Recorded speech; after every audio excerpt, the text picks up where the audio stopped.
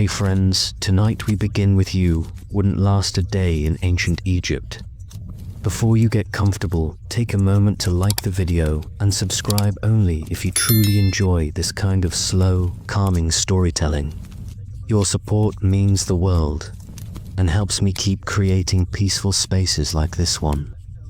Tell me in the comments where you're watching from and what time it is for you right now. I love seeing how this little quiet corner of the internet brings together people from all over the world. Now dim the lights, maybe turn on a fan or some soft background, and let's gently into tonight's journey together. Imagine the Nile flowing endlessly beneath a golden sun. Its waters shimmer, carrying life across the desert sands. On the surface, this might feel like a paradise. Fertile soil, brilliant monuments that stretch toward the heavens, and a culture that seems eternal. But if you, a modern visitor, suddenly found yourself here in the middle of ancient Egypt, your first day would be your last. The air is dry, heavy with heat that burns into your skin. By sunrise, the desert is already alive with the sun's relentless fire.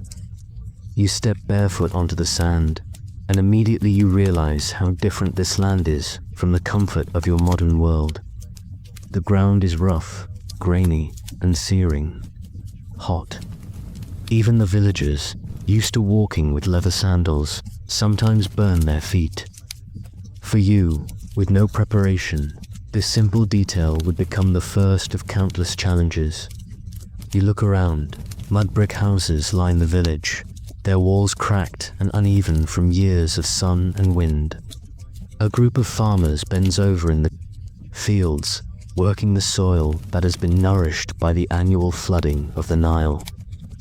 To your right, a woman grinds grain on a heavy stone, her hands stained white with flour, her shoulders hunched from years of this daily labor. Children run barefoot, their laughter mingling with the bray of donkeys. At first glance, there is a sense of simplicity, maybe even charm. But in this world, nothing comes easily. The Nile gives life, yes, but it also demands complete obedience. The rhythm of survival is tied to its floods. Without it, crops fail, famine spreads, and death follows. If you were to survive here, you would first need to understand the seasons, the floods, and the harsh reality that food was never guaranteed. Hunger was a constant shadow over most Egyptians' lives. The bread you take for granted in your modern kitchen would have been hard-earned here, filled with grit from stone grinding, rough enough to wear down teeth to stubs. Every bite might carry tiny fragments of sand that slowly grind enamel away until infection sets in. To live even a single year in Egypt was to live in pain you could not escape. Your clothes would also betray you.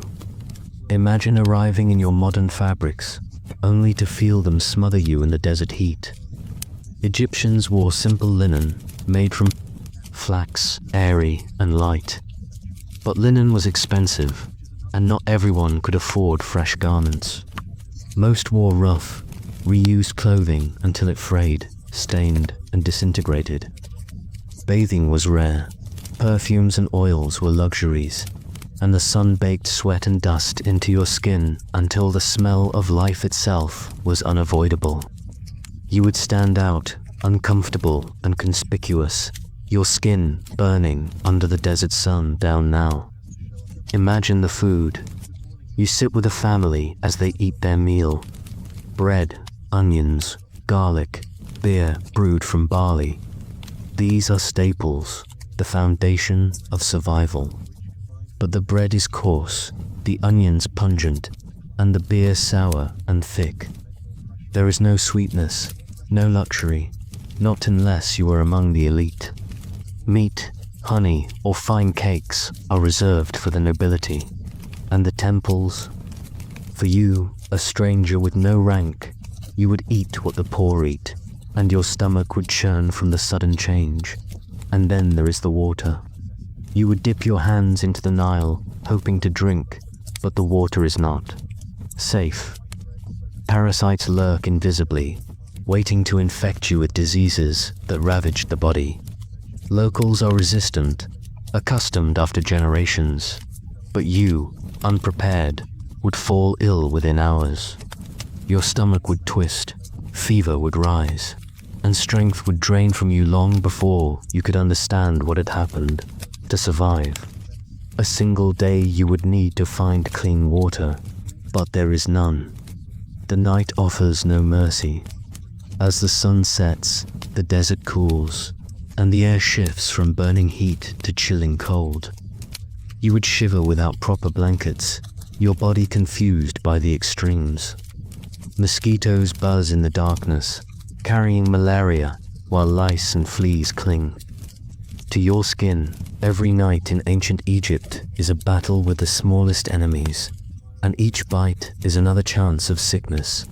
The people around you would also not welcome you with open arms. To them, you are a stranger, an outsider who does not belong.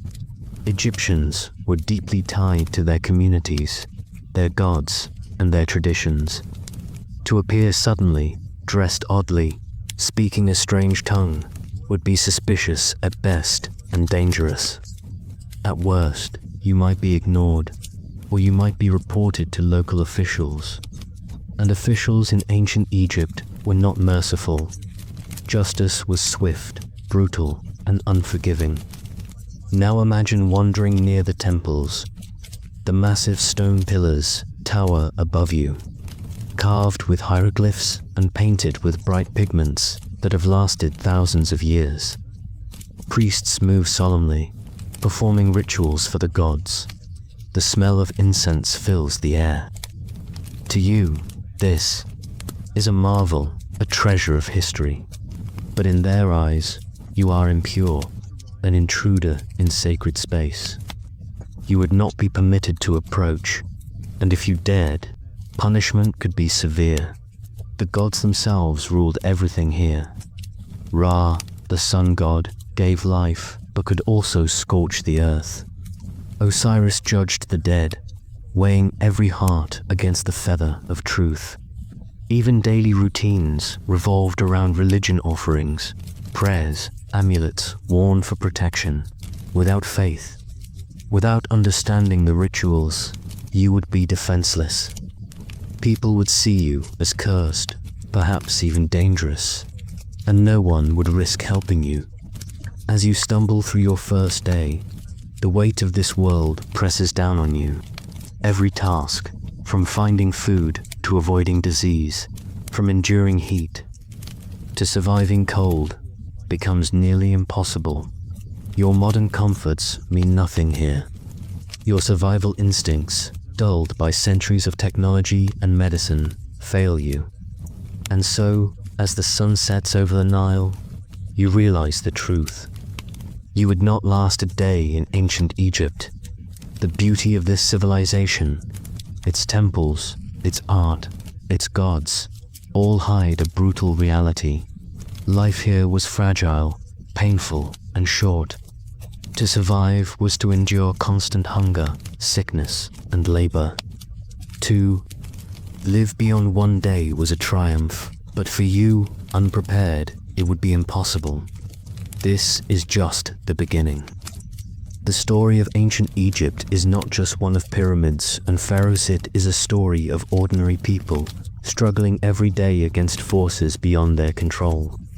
And as we continue, you will see in even greater detail why survival in this ancient land was not a matter of comfort, but of sheer, unrelenting endurance. The sun climbs higher, and with it, the weight of the day grows unbearable. The desert light is blinding, reflecting harshly off the pale sands and shimmering across the mud brick walls of the village. Your body, used to filtered water, air, rooms, and shaded streets, is quickly overwhelmed by the sheer intensity of nature here. The sweat on your skin offers no relief, evaporates instantly, leaving only a thin crust of salt that stings your eyes and lips. You have no hat, no linen wrap to shield your head, only the open blaze of the Egyptian sun hammering down. A farmer notices you stumbling and laughs, though not out of cruelty. For him, and for generations before him, this heat is normal. His body has adapted darkened skin hardened by the sun, muscles lean from endless labor. He works in rhythm with the seasons, knowing when to bend, when to rise, when to save his energy. You, however, are already lightheaded.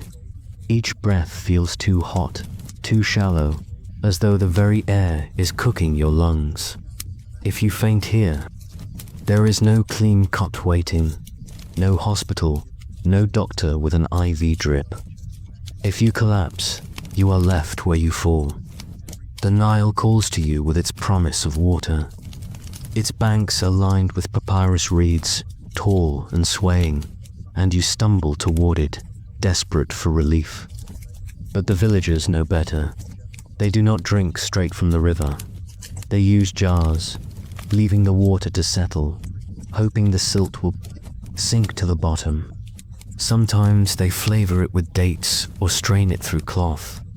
You, too thirsty to wait, would scoop handfuls of Nile water to your lips. For a moment, the coolness feels like life itself, soothing your cracked throat. But the danger hidden within that sip will betray you before the day is done. Parasites and invisible worms, bacteria unknown to your modern body, slip into your system like thieves in the night. Already, your fate is sealed. You have swallowed sickness. Still, the moment brings temporary relief. You sit on the bank and watch boats glide across the river. Wooden skiffs creak under the weight of jars filled with beer or baskets of fish. Fishermen cast nets into the water, hoping for catfish or tilapia, while children splash at the edges, their laughter ringing in the hot air. For them, this river is everything: their food, their transport, their survival. For you, it is both lifeline and death sentence. You stand again, and hunger gnaws at you. In the village, women kneel on the ground, grinding barley and emmer wheat into flour. The sound of stone against stone is constant, a dull scraping rhythm that echoes through every home. Bread is the foundation of the Egyptian diet, baked daily in clay ovens shaped like cones. You watch as dough is slapped against the inner wall, sizzling in the heat until it peels away as a coarse, round loaf. Your mouth waters, but when the bread is handed to you, the taste is not what you expected. It is dense, heavy, filled with grit from sand that has mixed into the flour. Every bite crunches against your teeth like tiny rocks. Egyptians live with this daily, their molars worn down to the roots by the time they are 30. For you, accustomed to soft, processed foods, the first bite is almost unbearable. Alongside the bread is beer, but not the golden, crisp drink of modern imagination. Egyptian beer is thick, cloudy, and sour, brewed from barley loaves soaked in water. It is more like a fermented porridge than a drink, heavy in the stomach, filling more than refreshing. You sip, and it coats your tongue with bitterness, leaving a sour aftertaste. Yet this is the safest liquid to consume. It is there. Water, their staple, their nutrition. Without it, you would dehydrate in days. To live here, you must drink it, even if every swallow turns your stomach. As the afternoon wears on, the reality of work becomes unavoidable. Ancient Egypt is not a land of leisure, and every hand is needed. Farmers tend the fields, pulling weeds. By hand, guiding oxen yoked to wooden plows. The work is relentless, sun up to sundown, no pause for comfort. You are given a task, to carry a basket of mud for the building of a new wall. The basket is heavy, the fibers rough against your palms. Your arms shake with effort after only a few steps, while those beside you carry theirs with practiced ease. Sweat pours down your back, soaking into your clothes. By the time you reach the building site, your vision swims with exhaustion. To stop working is to invite suspicion, to appear lazy, and laziness here is not tolerated. Supervisors walk among the workers with sticks, ready to strike anyone who falters. The sting of punishment is always close, a reminder that survival is earned through labor, not given freely. You glance at the workers around you. Some are thin, their ribs visible through their skin, their faces lined with age beyond their years. Others bear scars on their backs from whips. You had imagined pyramids rising in the distance, grand monuments built by slaves. But here you see something more complex. A society built on duty, taxes, and labor owed to the state. Every household must contribute, whether through farming, crafting, or building. To live in Egypt is to serve Pharaoh, the living god, and you, an outsider, owe nothing yet contribute nothing. Already you are an outcast, a body without purpose. The hours drag on. Flies swarm thick in the heat, biting at your skin, landing on your lips and eyes. Your hands blister from the rough work, the pain sharp with each grip. The sun begins its slow descent, but instead of relief, you feel only deeper fatigue. Hunger gnaws again, thirst scratches your throat, and your body aches with unfamiliar strain. Each moment is a battle against weakness, and weakness here is dangerous as twilight falls. The villagers gather again for their evening meal. You sit among them, chewing the same coarse bread, sipping the same sour beer, your stomach unsettled. Children curl beside their parents, while the older villagers speak quietly about the floods, the harvest, the gods. They pray aloud to Osiris, to Isis, to Ra, thanking them for another day of survival. The air fills with smoke from oil lamps, their faint glow casting long shadows across the walls. The smell of burning fat mingles with sweat and dust. It is not unpleasant, but it is thick, cloying, pressing into your lungs. When night finally deepens, you are given a corner of a mud brick house to rest. The floor is hard, covered in woven mats. There is no pillow, no soft blanket, only a thin piece of linen. The air is cooler now, the desert chill creeping in, and you shiver as you curl up. Sleep does not come easily. Lice bite at your scalp, fleas crawl across your skin, and the faint buzz of mosquitoes fills the silence. Each itch, each sting, reminds you that comfort does not exist here. You close your eyes, but your stomach twists from the Nile water you drank earlier. Cramps spread across your abdomen, sharp and unrelenting. You feel fever rising in your skin, sweat breaking out in waves even in the cold night. This is the beginning of sickness, the unseen punishment for your desperation. By dawn, you will be weaker, perhaps too weak to rise. By the end of the second day, the illness could consume you entirely, and yet this was life for the Egyptians. For them, this was normal, the endless heat, the rough bread, the aching labor, the constant threat of disease. They endured because they had no choice. For you, it is unbearable. Even with the day barely behind you, the truth is already clear. One day is too much.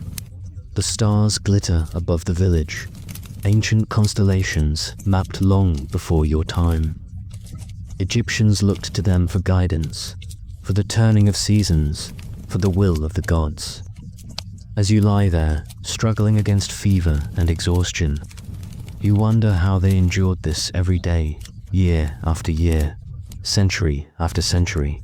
The answer is simple. They were born to it, shaped by it, hardened through generations. You were not, and that is why you would not last a single day in ancient Egypt. Your restless night offers little relief. When dawn creeps in, the air is cool, but your stomach churns with unease. The cramps from the Nile water have grown sharper, and though the fever has not yet consumed you, weakness hangs on your limbs like lead weights. Still, the village stirs, and you are expected to stir with it. Ancient Egypt does not wait for the weak. The roosters crow, donkeys bray, and the sound of women grinding grain begins again, marking the rhythm of life. The morning meal is simple bread. Once more, though this time dipped in oil, with a few figs if fortune allows. Your jaw aches as you chew the coarse loaf, and you envy the villagers who eat without hesitation. They have learned to accept the grit, the monotony, the heaviness. You cannot imagine a lifetime of this diet, day after day, without the variety of fruits, meats, and sweets you once took for granted. For them, figs and dates are luxuries, and honey is a treasure reserved for the wealthier households. Your taste buds crave sugar, something sweet to break the bitterness of beer and bread, but the craving is useless here. In Egypt, survival is measured not in pleasures but in endurance. Soon, the call to the gods begins. At the village shrine, small offerings are made. Bread, beer, onions, garlic. A statue of a falcon-headed god stands within, painted bright though worn by time. The priest chants softly, his words rising like smoke into the morning air. You stand among the villagers, and though you do not understand the language, you sense the gravity. Here, the gods are everywhere, present in every task, every harvest, every sickness and cure. To them, Ra rides his solar bark across the sky each day, and if he falters, so will they. Osiris governs life and death, Isis watches over the family, Anubis tends to the departed. Without their gods, Egypt is unimaginable. For you, it is overwhelming. The sheer weight of ritual, the constant need for offerings, the endless cycle of prayer consumes every moment. There is no separation between the spiritual and the practical. When a villager notices you standing silent during the prayers, suspicion flickers in his eyes. To them, disbelief is dangerous. An outsider who does not honor the gods could bring misfortune, disease, or famine. Whispers follow you, and you realize quickly that silence may not be safe. You mimic their gestures, bowing your head, raising your hands, pretending reverence. It is the only way to blend, the only way to avoid becoming a target. But blending is difficult in more ways than one. By mid-morning, you were called again to labor. This time, not in the fields, but along the riverbanks. The Nile, though generous in its floods, requires endless maintenance. Irrigation channels must be dug, walls shored up, ditches cleared. You are handed a crude hoe, wooden with a sharpened stone edge, and set to work. The tool is heavy, awkward, blistering your palms anew. You bend, swing, lift mud, again and again, the repetition endless. Around you, men chant work songs to keep. Rhythm, voices rising over the sucking sound of wet earth. Your body, untrained, falters within minutes. Their bodies, honed since childhood, do not. The supervisor's eye falls on you once more. He shouts words you do not understand, but the meaning is clear faster, harder, no rest. His stick taps against his palm, a warning. You force your arms to move, though every muscle screams. Sweat drips into your eyes, salt stinging as badly as the sun. At one point, you stumble, dropping your tool. A laugh rises among the workers. To them, you are fragile, soft, useless. In this world, to be useless is worse than to be weak. Uselessness threatens the survival of all. When the heat grows unbearable, you look for shade, but there is none. A farmer offers you a ragged strip of linen to cover your head, pity in his eyes. His kindness is small, but vital, for without it, you might collapse entirely. This is how Egyptians survived, not through comfort, but through shared endurance. Yet you are an outsider. If kindness falters, you will be left behind. By midday, the Nile glimmers once more, calling with false promises. You remember last night's cramps, yet thirst drives you back. A boy nearby dips a jar into the river, then pours it into a clay pot lined with charcoal and sand. He waits for the silt to settle before drinking. You, impatient, nearly repeat your mistake, until he stops you with a shake of his head. He knows better. His people have learned, through centuries of suffering, the dangers hidden in those waters. You, with no such memory, would drink and die. As the day stretches on, you are summoned into the presence of authority. A village scribe, thin and severe, arrives to record the labor owed by each family. His reed pen scratches across a papyrus scroll, tallying baskets carried, ditches dug, fields plowed. When he reaches you, confusion clouds his face. Who are you? Whose household do you belong to? Why are you here? In Egypt, every person is accounted for. Taxes are owed to Pharaoh, and no one escapes the system. An outsider without ties is suspicious, dangerous. You stammer, unable to answer, and the scribe narrows his eyes. He writes something in his scroll, and though you cannot read it, you know it does not bode well. Later, whispers spread again. Outsiders are not always welcome. They may be spies, thieves, bringers of disease. Your strange appearance, your clumsy labor, your silence in prayer all set you apart. A group of children giggle as they mimic your movements, pointing at your clothes, your skin, your awkwardness. Their laughter is not cruel, but it stings. In a land where community is survival, you are painfully alone. Afternoon fades into evening, and with it comes another danger, medicine. A woman nearby groans with fever, her body racked by coughing. The local healer arrives, carrying a bundle of herbs and jars of strange mixtures. He recites incantations as he grinds plants, mixing them with honey, applying poultices to her skin. For her, this is medicine, a blend of magic and remedy. For you, it is superstition, and yet what else is there? There are no modern drugs, no antibiotics, no sterile needles. If you fall sick, this is all that awaits you. Perhaps honey and herbs will soothe. Perhaps they will fail. Perhaps the sickness will linger, devour, kill. Your body, unaccustomed to the parasites and bacteria of this world, is already vulnerable. One infection, one cut, could end you. The healer notices your pale face and mutters about the god's judgment. He offers you a potion thick with bitterness, made of crushed garlic and onion mixed with sour beer. You gag at the taste, but he insists it will protect you. Perhaps it will, perhaps it will not. In Egypt, there is no certainty, only hope.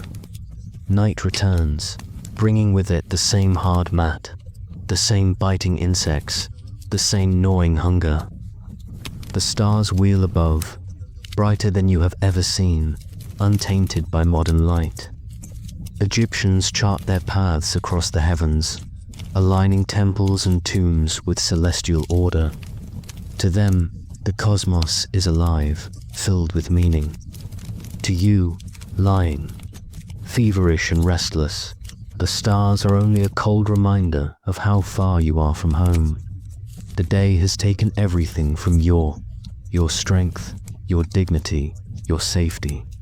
You have labored until your arms gave out, eaten food that wore down your teeth, drunk water that poisoned your stomach, lived under gods you do not believe in, bowed to rules you do not understand. And yet, the villagers rise tomorrow to do it all again. They will live another day, another week, another year, because they have no choice. You, however, are already unraveling. The truth is as stark as the desert night. Not only would you not survive a day in ancient Egypt, you may not even survive the night. The morning had been grueling, the afternoon worse, and yet, as the day slides toward dusk, you realize the hardest part of survival in ancient Egypt is not the heat or the hunger, is the constant expectation. Every breath is duty, every step is obligation. To falter, even slightly, is to risk punishment. As the workers return from the fields, the Nile shimmers gold in the low light.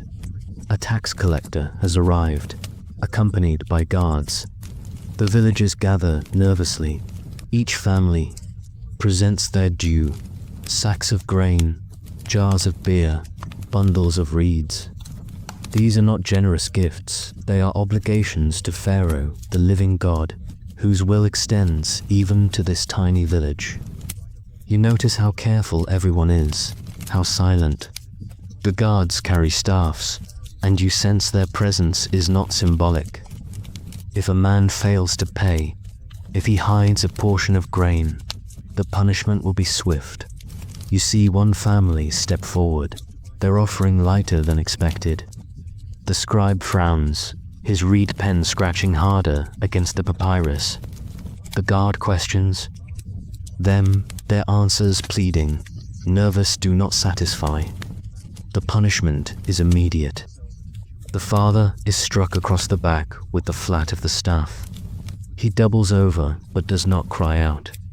Crying out would invite more blows. His wife bows low, his children cower, and eventually the guards move on. No one interferes. To interfere would be to join him. You shudder. Your instinct is to help, to protest, to speak, but here, in ancient Egypt, protest is useless. The state is absolute. Pharaoh owns the land, the crops, the very labor of your hands. To resist is not bravery, but foolishness. You press your lips together and say nothing, feeling the weight of your helplessness. Later, at the village's edge, you are shown a darker truth. Justice in Egypt is not gentle. A man accused of theft sits bound in rope. He is gaunt, his eyes darting wildly, sweat pouring down his face. The crowd gathers, some out of fear, others out of curiosity.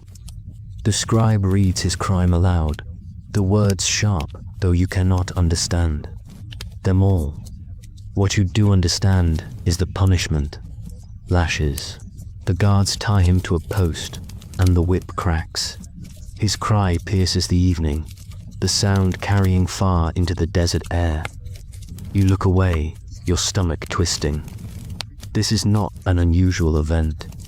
To the villagers, it is a reminder. To you, it is unbearable. Your nerves fray, your body already weak from fever and hunger. But the day demands more. The evening meal is prepared. Bread again, this time dipped in a stew of lentils and leeks. You force it down, though the texture is coarse and the flavor faintly sour. At the far end of the village, the wealthy scribe eats better fish from the Nile, honey cakes, wine from a jar. The division between rich and poor is sharp, visible in every bite, every garment, every word spoken. You, with your outsiders, ignorance, do not belong to either world. As night falls, the insects return with fury. Mosquitoes rise from the riverbanks, biting exposed skin. You swat, scratch, and curse, but the villagers are prepared. They smear oils mixed with herbs, or they simply endure, their bodies hardened by years of the same torment. You, new to it, find no escape. Welts rise on your arms, your legs, your neck. You feel fever creep higher. Perhaps it is the water, perhaps the insects, perhaps both. Either way, your body weakens further. You seek rest, but even the night is not free. A priest arrives to bless the homes, chanting hymns to ward off evil spirits. The villagers offer more food, more beer to the gods, leaving small plates at their doorsteps. You ask what dangers these offerings guard against. The answer chills you. Spirits of the restless dead. The Egyptians fear them as much as hunger or plague. Without proper burial, without rites, the dead wander and torment the living. To you, it sounds like superstition. To them, it is survival. If they do not appease the spirits, they believe crops may fail, sickness may spread, children may die. In a world where science and faith are bound together, fear governs every act. Later, as you lie again on the rough mat, the village dog barks furiously at the darkness. Some villagers mutter that it is a Sinan, evil spirit passing through. The fear in their voices is real, raw, as if the unseen world is as present as the sand beneath their feet. You feel it too, if only because your imagination has been worn thin by exhaustion. Every shadow flickers with threat. Every rustle of reeds sends your heart racing. But the real danger is closer, more tangible. Your fever spikes, sweat drenches, your linen chills race across your skin. Your head pounds with fire, your stomach twists violently. The healer comes again, muttering prayers as he smears a paste of honey and herbs across your chest. He makes you swallow a bitter draught, promising the gods will protect you. You doubt it. Your body shudders with weakness, and every swallow feels like swallowing knives. The villagers watch you. Some whisper that you are cursed, that the gods frown upon you. Others pity you, though from a distance. In a land where sickness can spread like wildfire, the ill are not embraced. They are feared. You realize with a sinking heart that if your condition worsens, they may leave you outside the village walls, alone with the desert jackals. Survival here is collective. You are not part of the collective. The night drags on. The stars blaze overhead, sharp and brilliant, the Milky Way stretching like a river of light. The villagers find comfort in them. They see maps, stories, gods. You see only distance between this world and yours, distance between yourself and safety. The fever racks your body, your stomach cramps, your skin itches with insect bites. You cannot sleep. You cannot find peace. And then the thought comes, clear and cruel. You would not last a day in ancient Egypt. You are proving it now. Your body cannot bear the labor. Your stomach cannot endure the food. Your skin cannot withstand the sun, the insects, the filth. Your mind cannot adjust to the constant weight of gods, spirits, punishments, and laws. What is ordinary for them is unbearable for you. They will rise again tomorrow, just as they always have. You may not. The truth of ancient Egypt is not in the grandeur of pyramids or the beauty of temples.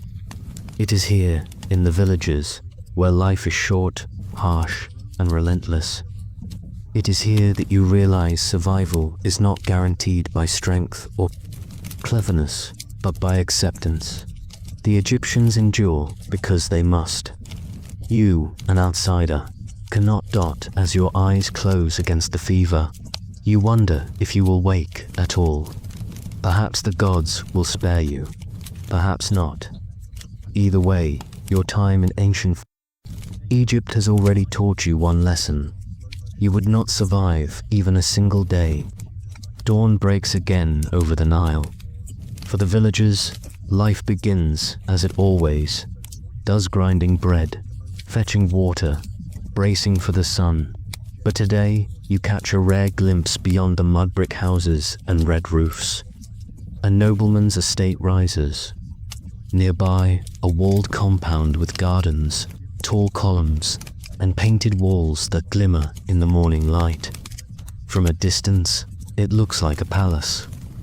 Compared to your mat of straw and your diet of flatbread, it is another world entirely. The noble wakes not to the crack of a whip, but to the gentle strum of a harp. His servants present him with water scented with lotus blossoms. He rinses, dabs his skin with oils, and dresses in fine white linen, pleated and gleaming. A gold amulet hangs from his neck, shaped like an anther, symbol of life.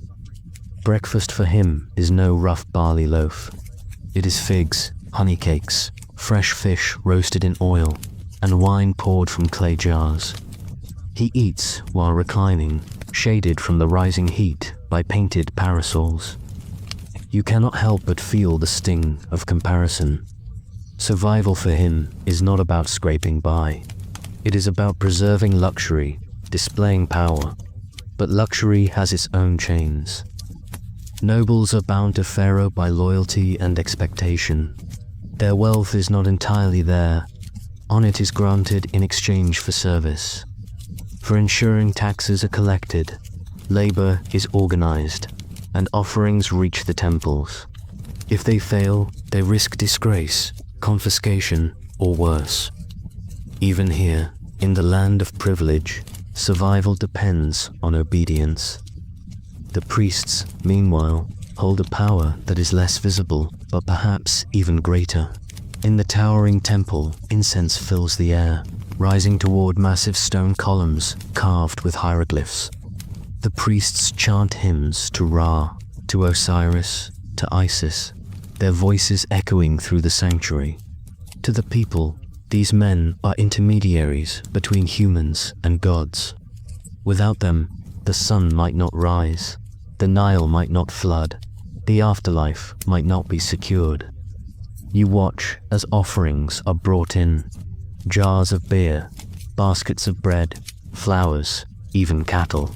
Some are consumed, some are redistributed, but much is claimed by the temple itself. The priests live well, sheltered from hunger, draped in fine linen, their bodies perfumed with oils. Yet they, too, live in constant vigilance. If a ritual is performed incorrectly, if an offering is misplaced, the gods may punish the entire land. The burden of cosmic order match rests on their shoulders. Imagine the weight of believing that a misstep in your chant might doom your people. Could you bear it? Then there are the soldiers. They do not dwell in temples or estates, but in barracks near the city's edge. You walk among them and feel a different energy, here tough, restless, sharpened like the bronze blades they carry. These men are trained to guard Egypt's borders, to crush rebellions, to expand Pharaoh's rule into Nubia or Canaan. They eat better than peasants, with portions of meat and beer, but they live in constant danger. A drill begins. Shields clash, spears thrust, sand flies as they march in formation. The heat is brutal, sweat pours, but discipline holds. The commander shouts, and no one dares falter. Tomorrow, they might be sent to war. If they fall in battle, glory may be promised, but what is glory to a man who dies far from home, his body never buried, his soul wandering forever? You can see the fear in their eyes, hidden behind the bravado. Even the soldier, who lives better than you, lives with death as his shadow. And then, at the lowest rung, you find the enslaved. These are men and women captured in war or forced into bondage by debt. They are the unseen engine of Egypt's grandeur. It is their backs that haul the stones, their hands that grind the grain, their sweat that waters the fields. Their survival is not even their own to claim. At dawn, they are driven to labor. At dusk, they collapse in exhaustion. You watch as one group carries massive limestone blocks, straining under the weight. A foreman's whip lashes when one stumbles. The cries are raw, but the work does not stop. There is no choice. For them, life is survival in its barest form. Endure another day, another blow, another command. They dream not of luxury, not of temples, not even of freedom. They dream of enough food to keep moving. The contrast stuns you. In the span of a single morning, you have seen a noble bathed in perfume, a priest cloaked in sacred chants, a soldier drilled into discipline, and an enslaved worker driven to despair. Egypt is not one world, but many, each defined by position, each demanding its own form of survival.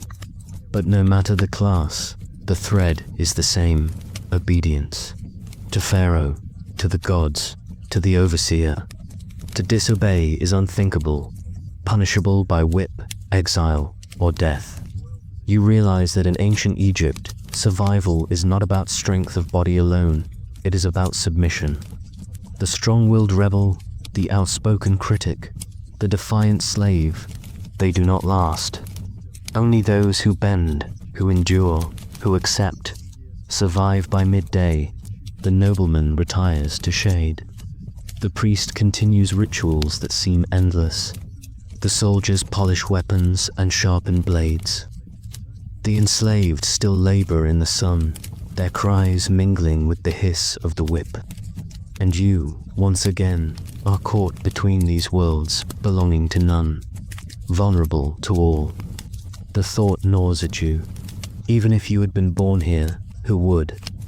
You have been a noble, shielded by walls, a priest, crushed by ritual, a soldier, gambling life for Pharaoh's empire, or an enslaved worker, enduring pain until the end.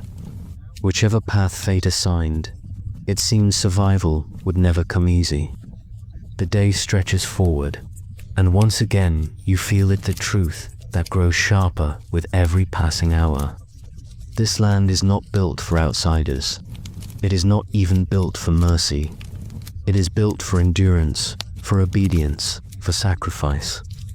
You are none of these things. You would not survive long, no matter which class you belonged to. The Nile glitters in the heat. The chant of the priests rises again. The whip cracks. A noble laughs over wine. Life goes on in Egypt, as it has for thousands of years. And you, watching, know, even among the mighty and the lowly alike, you would not last a day. The afternoon sun beats down, casting harsh light across the mud brick houses of the village, while nobles recline in shaded courtyards and priests burn incense in stone temples. The rhythm of life for ordinary families continues inside there. Simple homes. Here, survival is no less demanding, and in many ways, far more personal. Inside a narrow dwelling, the air is thick with smoke from a clay hearth. A woman kneels over a small fire, tending to pots of boiling lentils and barley. The walls are bare except for a few painted charms meant to ward off evil spirits. Children sit on the floor, their ribs visible, gnawing on scraps of bread while waiting for the evening meal. A husband returns from the fields, weary, dust clinging to his skin. His back is bent, his hands calloused. He collapses onto a reed. Matt, with little more than a sigh, already dreading the next dawn. You watch this scene unfold, and it strikes you. The home in ancient Egypt is not a sanctuary of comfort. It is another battlefield of survival. Food is always scarce. Illness lurks everywhere. The river brings both life and disease. To endure here means to live with constant fragility. For women, life is an endless cycle of labor. They grind grain with heavy stones, their shoulders straining as they press and pull. Hours pass, and still the flour comes out coarse, filling the air with dust that coats their lungs.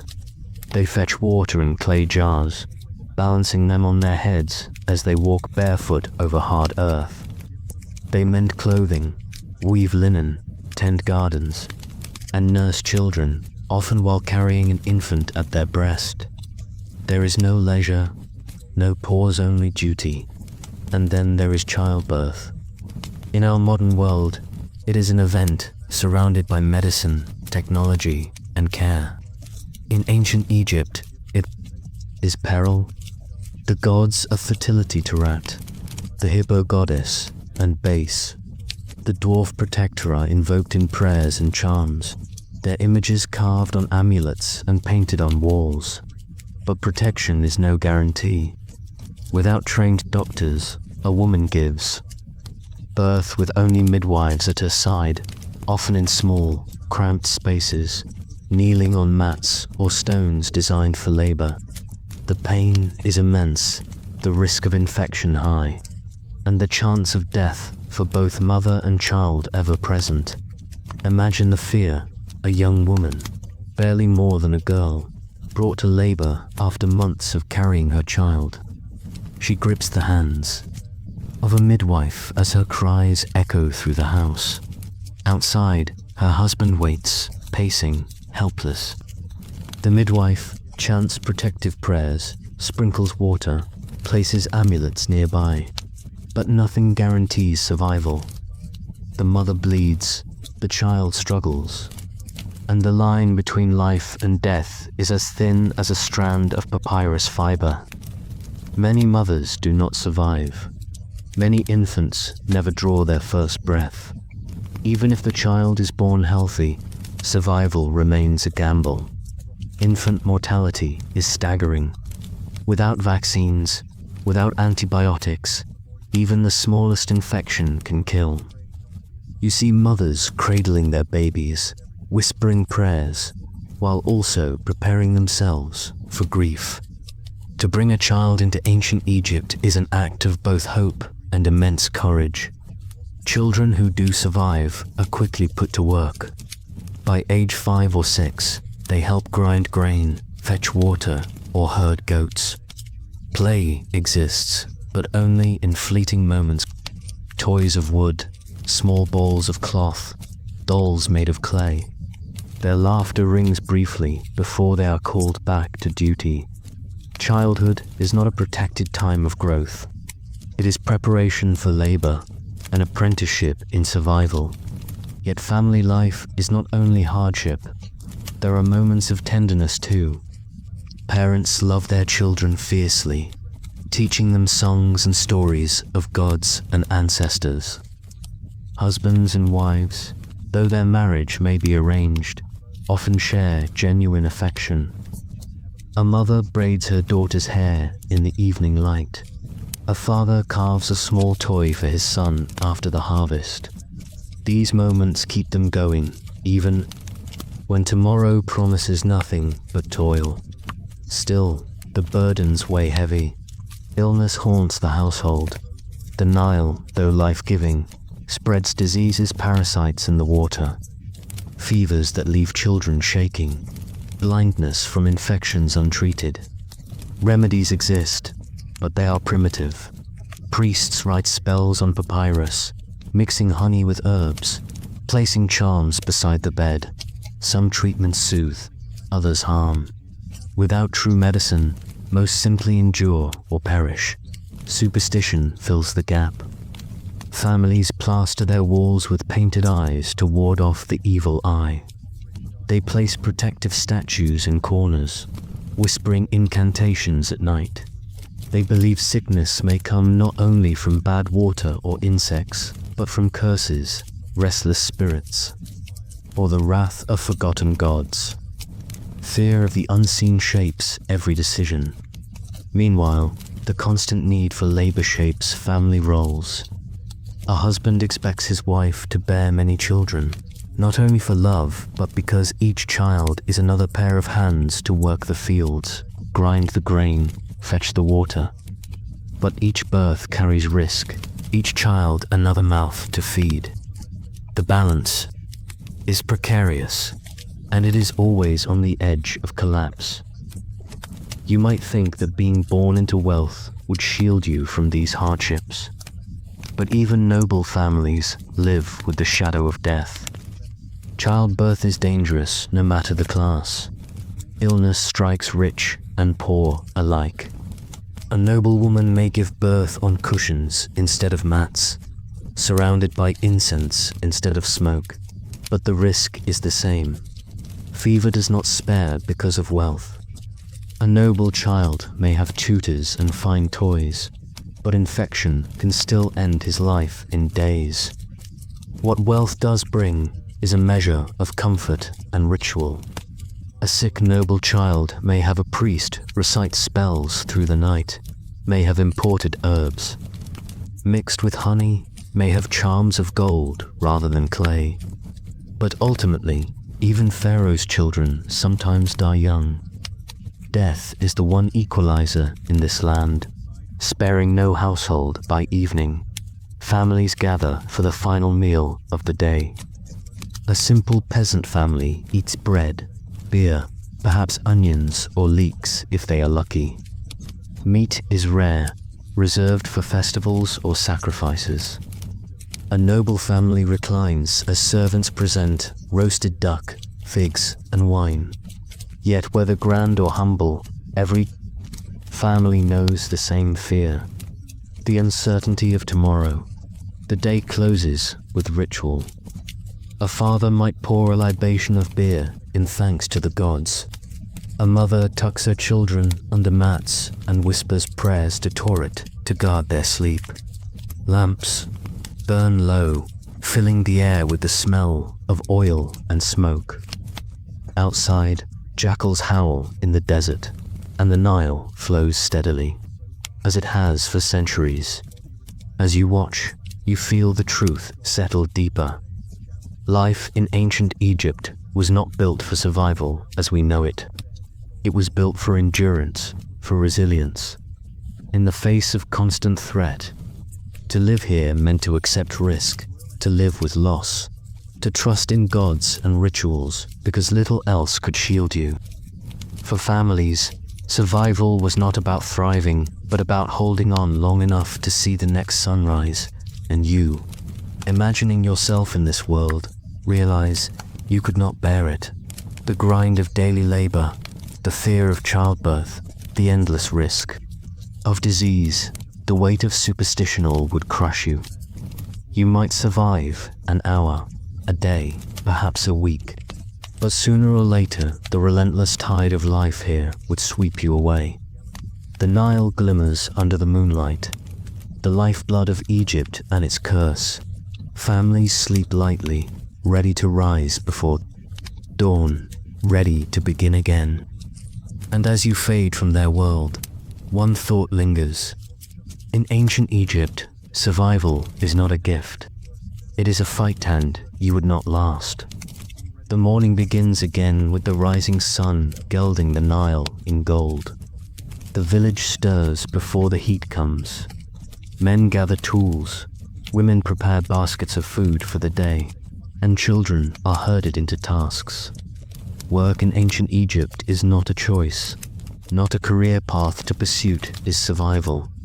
For the vast majority of people, this means labor in the fields. You walk alongside peasants, barefoot in the mud, guiding oxen to plow rows into the fertile silt left by the Nile's floods. The air is thick with insects, the mud sucks at your legs, and the sun climbs higher until it blazes overhead. Farmers bend their backs hour after hour, sowing seeds of wheat, barley, or flax. The rhythm is grueling, and there is little rest. Peasants provide the backbone of the entire civilization, yet their lives are the hardest. They owe not only a portion of their crops to their families, but also a significant tax to the state. Pharaoh's officials collect grain for storage in massive granaries, to be distributed during drought or famine, or, more often, to feed soldiers, priests, and the elite. If the harvest is poor, the peasant family starves first. Hunger does not rise equally, it always begins with the lowest. Yet agriculture is not the only work. In towns and cities, artisans and craftsmen toil in workshops that fill narrow streets with noise. You see carpenters carving furniture from imported cedar, stonemasons chiseling blocks for temples, jewelers shaping gold into amulets shaped like scarabs and ankhs. These artisans live more comfortably than farmers, but their lives are still hard. Their skills are prized, but they remain at the mercy of patrons, wealthy nobles, or the temple system that commissions their work. Payment may come late, or not at all. Among the most respected are the scribes. In a land where most are illiterate, scribes wield power through their command of hieroglyphs and hieratic script. They record harvests, write contracts, copy religious texts.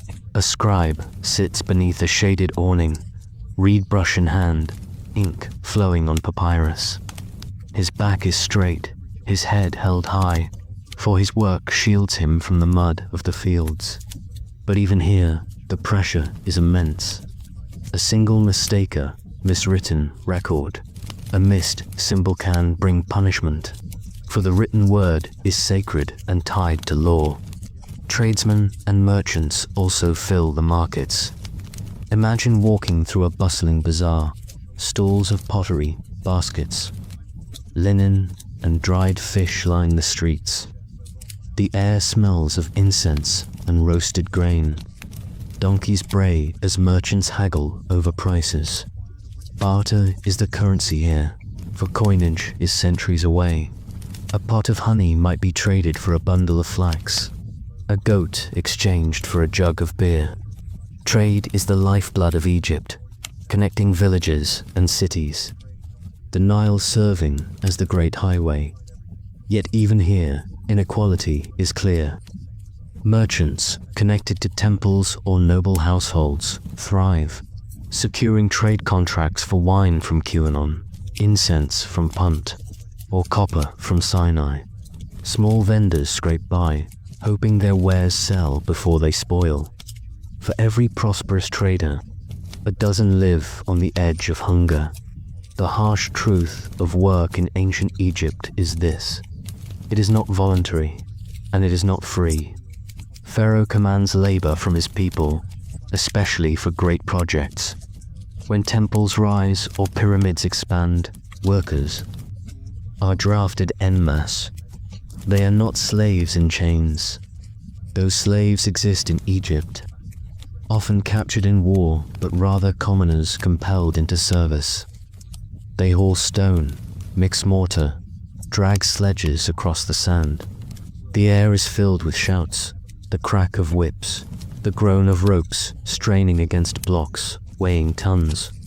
These workers live in makeshift camps, fed bread and beer, often injured or killed in accidents. To serve Pharaoh's vision is to sacrifice your body. Some professions carry both privilege and danger. Soldiers march along dusty roads, spears gleaming, shields strapped to their backs. They defend borders against Nubians to the south, Libyans to the west, and later, invaders from the north. A soldier's life means rations of bread and beer, sometimes pay in land if he survives long enough. But battles are brutal, wounds are poorly treated, and death comes quickly. And then there are the less honorable occupations, thieves and tomb robbers. Despite Egypt's reverence for the dead, tombs are often plundered, sometimes within years of burial. Gold, jewelry, even food offerings tempt the desperate and the greedy. By night, men slip into necropolises with tools in hand, prying open sealed chambers. Punishment, however, is severe. If caught, a thief may be beaten, mutilated, or executed. Pharaoh's justice is merciless when it comes to disturbing the sanctity of the tombs. The justice system itself is a curious blend of law and religion. There is no separation between the two. To commit a crime is to offend both Pharaoh and the gods, for Pharaoh is their earthly embodiment. Judges sit in open courts, often priests or officials, hearing disputes over land, theft, or family quarrels. Witnesses are called oaths, sworn before divine symbols. There are no lawyers. You must speak for yourself, trembling before authority.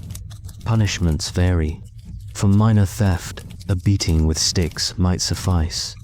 For greater crimes, murder, treason, tomb robbery, the penalty may be mutilation, exile, or execution. Prisons exist, but they are not for long-term confinement.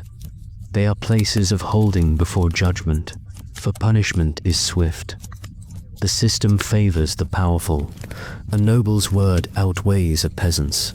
A scribe's testimony carries more weight than a farmer's. Justice is not blind in ancient Egypt, it is bound by rank. To be poor is to be vulnerable not only to hunger but also to law. Yet despite this harshness, there is order. Pharaoh's system ensures stability. People know their place, their duty, their obligations. Fear keeps society from unraveling. Priests remind them daily that the divine order of truth and justice must be upheld. To break the law is not just rebellion against Pharaoh, but an act that threatens the balance of the cosmos. In workshops, markets, fields, and courts, the same truth emerges.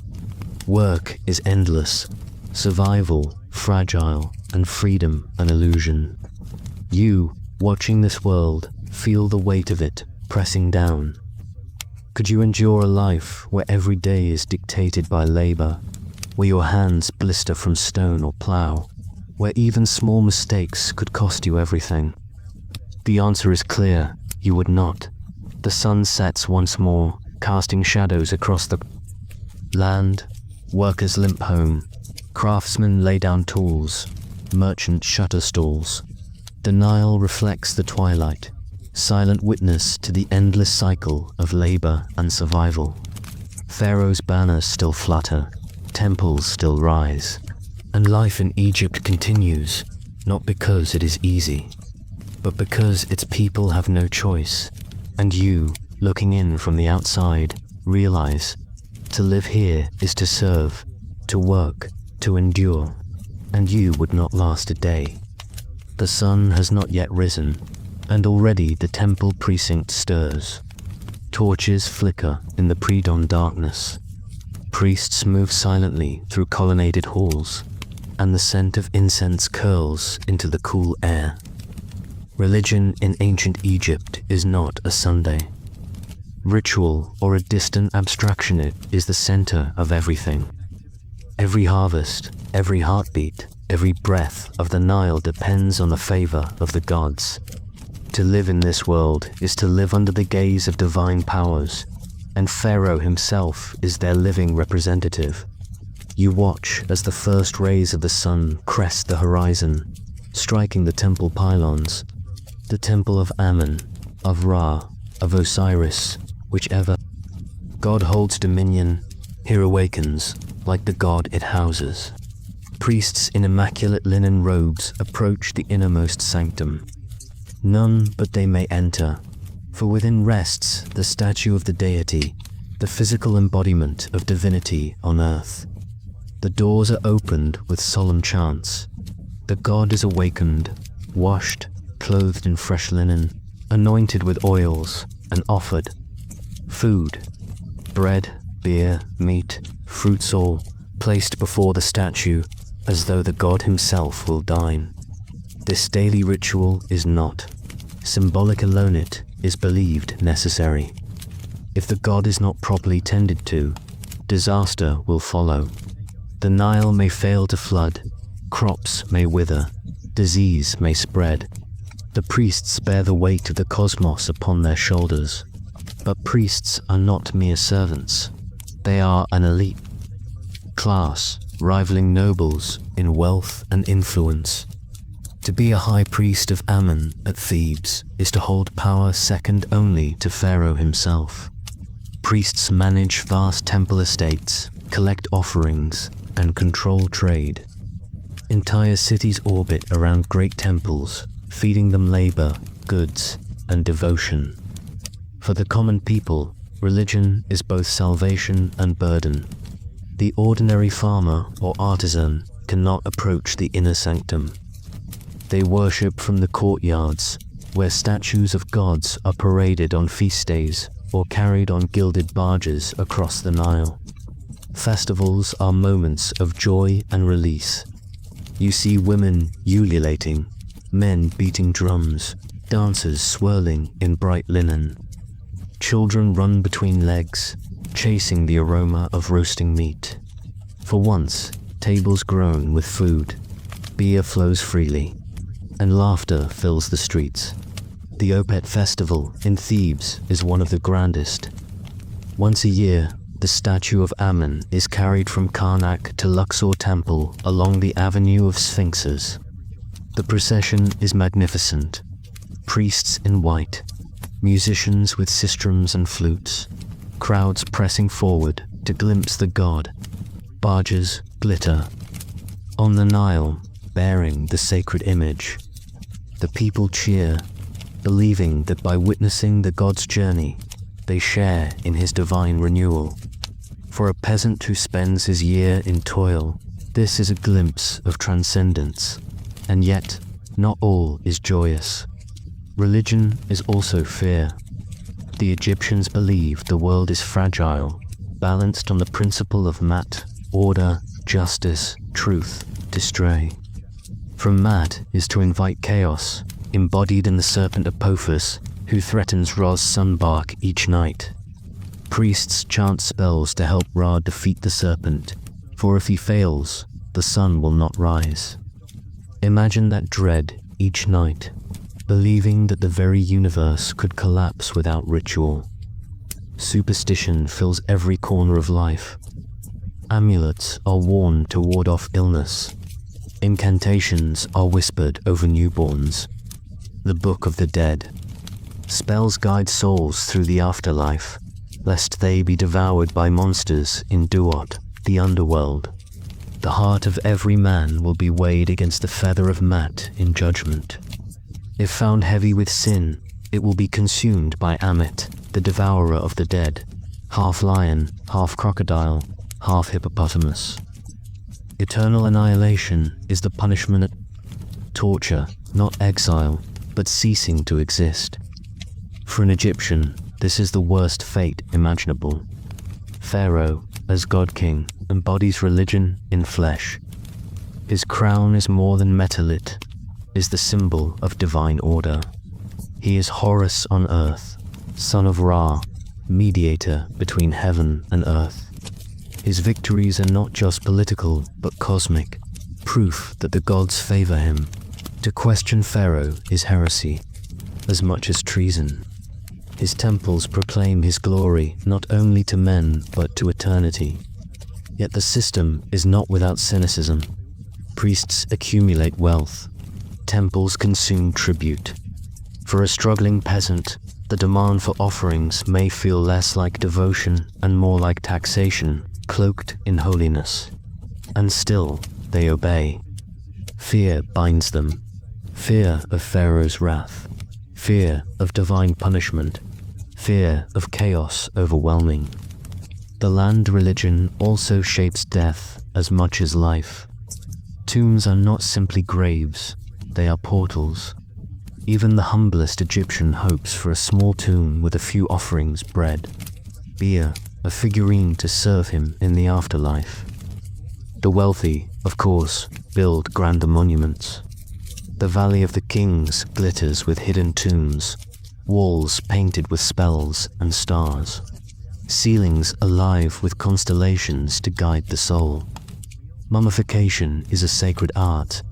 You stand in the embalmer's workshop, smelling resin and natron. The body is washed, organs removed and stored in canopic jars, the corpse packed in salt to dry. Priests chant spells as they wrap linen bandages, hundreds of yards of cloth cocooning the body. Amulets are slipped between layers to protect the deceased. At last, the mask is placed, the sarcophagus sealed. Death here is not an end, but a passage, but only if the rituals are performed correctly. For the poor, mummification is out of reach. They may be buried in shallow graves, wrapped in red mats, their fate in the afterlife uncertain. In Egypt, as in life, death favors the wealthy. Even entertainment carries religious undertones. Music is offered to Hathor, goddess of joy. Beer is brewed not only for thirst, but for ritual libations. Stories told at night are infused with divine lessons. Tales of Osiris slain and resurrected, of Isis' cunning, of Set's treachery. To the Egyptian mind, every story mirrors the eternal struggle between order and chaos. From sunrise prayers to bedtime charms, religion shapes the day. There is no moment untouched by it. To live in ancient Egypt is to live in constant awareness of unseen forces, divine eyes always watching. Would you survive such a world? Imagine waking with the weight of cosmic duty. Every error, every missed ritual, every lapse of faith could doom you and your community. Imagine working long hours to pay offerings you cannot afford, whispering prayers out of fear more than love, watching priests live in comfort while you labor in the mud. And yet, for the Egyptians, this was life. They believed deeply, sincerely, enduring hardship because they trusted in Mat, in Pharaoh, in gods both kind and cruel. It gave them purpose, even as it bound them in chains unseen. The evening falls again. Torches flicker in temple courtyards. Priests recite final prayers, and commoners kneel outside sacred walls. The stars rise above the desert, the same stars painted on tomb ceilings, guiding souls through eternity. The Nile reflects the heavens, and you, looking on, realize once more, this is not a world you could endure. Because in ancient Egypt, faith is not a choice. It is the air you breathe, the law you obey, the hope you cling to. Without it, you would not last a day. The sun rises, and once again the Nile gleams gold. But this morning, instead of fields or temples, your path leads into the heart of an Egyptian household. For to understand how people truly lived, you must walk through their homes, smell their bread, hear their laughter, and feel their struggles. Daily life in ancient Egypt may look peaceful in art, but up close, you will discover that it is both familiar and foreign and harder to endure than you imagine. Step into a peasant's mud brick house. The walls are low, the roof flat, the air heavy with heat. Chickens cluck in the courtyard, goats bleat, and children run barefoot on packed earth. The house has few rooms, its floors simple clay. There is no furniture beyond a few reed mats, stools, and storage jars. Yet this humble home is the center of life for an entire family. The father rises early. He may be a farmer, heading to the fields with tools slung over his shoulder. Or perhaps he is an artisan in town, shaping stone or carving wood. His wife, already awake, tends the small hearth. She grinds grain on a stone quone, her arms straining as she pushes back and forth. The sound of stone on stone fills the room, accompanied by the cries of her infant in a sling. Children swarm everywhere, The youngest are naked, toddling through dust, their hair shaved, saved for a sidelock of youth, a braid dangling from one side of their head. Older children help their parents. Boys drive geese to market. Girls fetch water in clay jars balanced on their heads. Even play mirrors work. Children wrestle, race, and throw sticks, training for adulthood. Dolls carved from wood or stuffed with papyrus amuse them, though they are few and simple compared to toys you might expect. Marriage itself is surprisingly informal.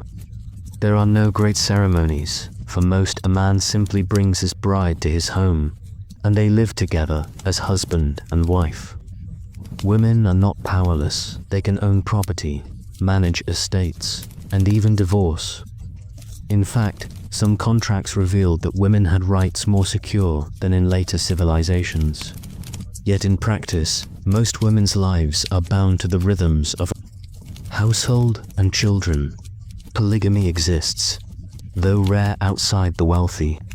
Among nobles and pharaohs, multiple wives and concubines are common, arranged for alliances and heirs. Within common households, monogamy is the norm, though remarriage is frequent, as disease and death often leave spouses widowed. The diet of an Egyptian family is as monotonous as it is essential. Bread and beer form the backbone of every meal. You watch as the woman kneads dough from emmer wheat, baking loaves in clay ovens shaped like cones. The bread is coarse, filled with grit from grinding stones, wearing down teeth until they crumble.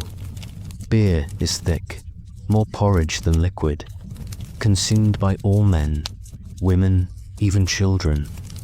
It is both nourishment and necessity, safer than water from canals. Alongside bread and beer are vegetables, onions, leeks, garlic, cucumbers, lettuce, beans, and chickpeas provide protein. Fish from the Nile are common, caught with nets or hooks. Meat is rare for peasants, eaten only on feast days, though wealthier families dine on beef, goose, and duck. Fruit sweetens their tables: dates, figs, grapes, melons, all gifts of the Nile's fertile soil. Meals are taken simply. Family members squat around low mats, dipping bread into stews or saucers. There are no forks, no knives' hands, and bread serve as utensils. For the elite, bronze or faience bowls and cups adorn tables, but for the poor, clay is the standard. Clothing, too, tells of social divide. Peasants wear simple linen kilts or dresses, bleached white under the sun. Linen is woven from flax, soft for the wealthy but coarse for the poor. Children run naked until adolescence, their skin tanned and hardened by the sun. The wealthy, however, dazzle in sheer linen robes, pleated and layered, their hair perfumed with cones of scented fat that slowly melt in the heat. Jewelry of gold, carnelian, and lapis lazuli gleams on their wrists and necks. Footwear is rare. Outside the upper classes, sandals of papyrus or leather are worn in town but abandoned in the fields, where bare feet grip the soil better. Imagine yourself walking barefoot over hot ground, your soles blistered, thorns pricking, sharp stones cutting. Survival here requires a toughness most modern feet cannot endure. Inside homes, the rhythms of family life are relentless. The mother works constantly, grinding grain, weaving linen, hauling water. The father's labor is just as consuming, whether tilling fields or chiseling stone under the watch of overseers. Children grow quickly into their roles. By 10 or 12, a boy may be apprenticed to a craft, a girl married to a husband. Childhood is short, for life itself is uncertain. Disease lurks everywhere. Without modern medicine, even small injuries can fester. Parasites spread in the Nile water, flies swarm in homes, mosquitoes carry fevers. Skeletons from ancient cemeteries show worn teeth, arthritis, broken bones, and malnutrition. Life expectancy hovers around 30 to 40 years, though some survive longer. To reach old age is rare, and the elderly are both respected and burdened, often relying on younger kin for support. Despite hardship, families are bound by warmth. In the evenings, stories are told by firelight. Fathers recount myths of Ra sailing the sun across the sky, or Isis tricking Ra with her cunning, or Osiris ruling the afterlife. Mothers sing lullabies to restless children. Laughter rings out as games are played, board games like Senet or Men, where tokens race across painted squares, echoing the journey of the soul in elite households. Life is more comfortable but equally structured. Villas of wealthy officials boast multiple rooms, painted walls, and lush gardens watered by canals. Servants grind their grain, brew their beer, and wash their linen. Women recline under shade while musicians play harps and lutes. Perfumed oils cool the air, and food arrives in abundance. Yet even here, worries remain. Political favor must be maintained, alliances secured, tombs prepared. The wealthy fear not starvation, but disgrace and oblivion after death. Marriage among the elite is often political. A scribe may marry the daughter of another official to strengthen ties. A noble may gift his daughter to Pharaoh's court, hoping for influence. Yet even in wealthy homes, affection exists. Love poems survive from this era. Tender verses comparing a beloved's voice to honey, her presence to the Nile in flood. These scraps remind us that, despite distance in time, Egyptians loved as we do. But could you live this way? Imagine the endless labor of a peasant wife, rising before dawn and grinding grain until her arms ache. Imagine eating coarse bread each day, your teeth grinding down to stubs. Imagine drinking beer thick with sediment, because clean water is too dangerous. Imagine your childhood cut short by work or marriage, your adulthood by disease, and even if you were wealthy, would luxury truly free you? You would still fear Pharaoh's favor, still offer tribute to temples, still prepare obsessively for death. You would wear linen robes in blistering heat, your skin greased with oil against dryness, your household filled with servants you could never entirely trust. This is the heart of Egypt: family, food, clothing, survival. It is a rhythm both harsh and enduring. The Nile sustains them, but life demands unrelenting effort. Families cling together, raising children in hope they will live longer, stronger lives. Mothers, fathers, sons, and daughters, all bound by the same river, the same rituals, the same fragile hope for tomorrow as night falls. You sit in the courtyard of a simple home. The stars wheel overhead, the same stars that guided pharaohs and peasants alike. Children curl beside their parents, bellies full of bread and beer. A dog barks in the distance, donkeys bray, crickets sing. It feels peaceful, even beautiful. But beneath it lies exhaustion, hardship, and a fragility you cannot ignore. For in ancient Egypt, family life is not a cozy refugiette, is a crucible of survival.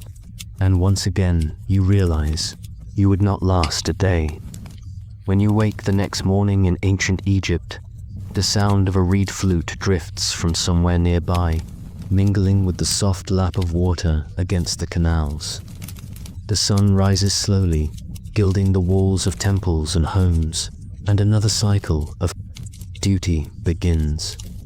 Yesterday, you walked inside homes, watched families toil and feast, and felt the daily struggle for survival. Today, however, you are drawn into the greater machinery that keeps this civilization alive.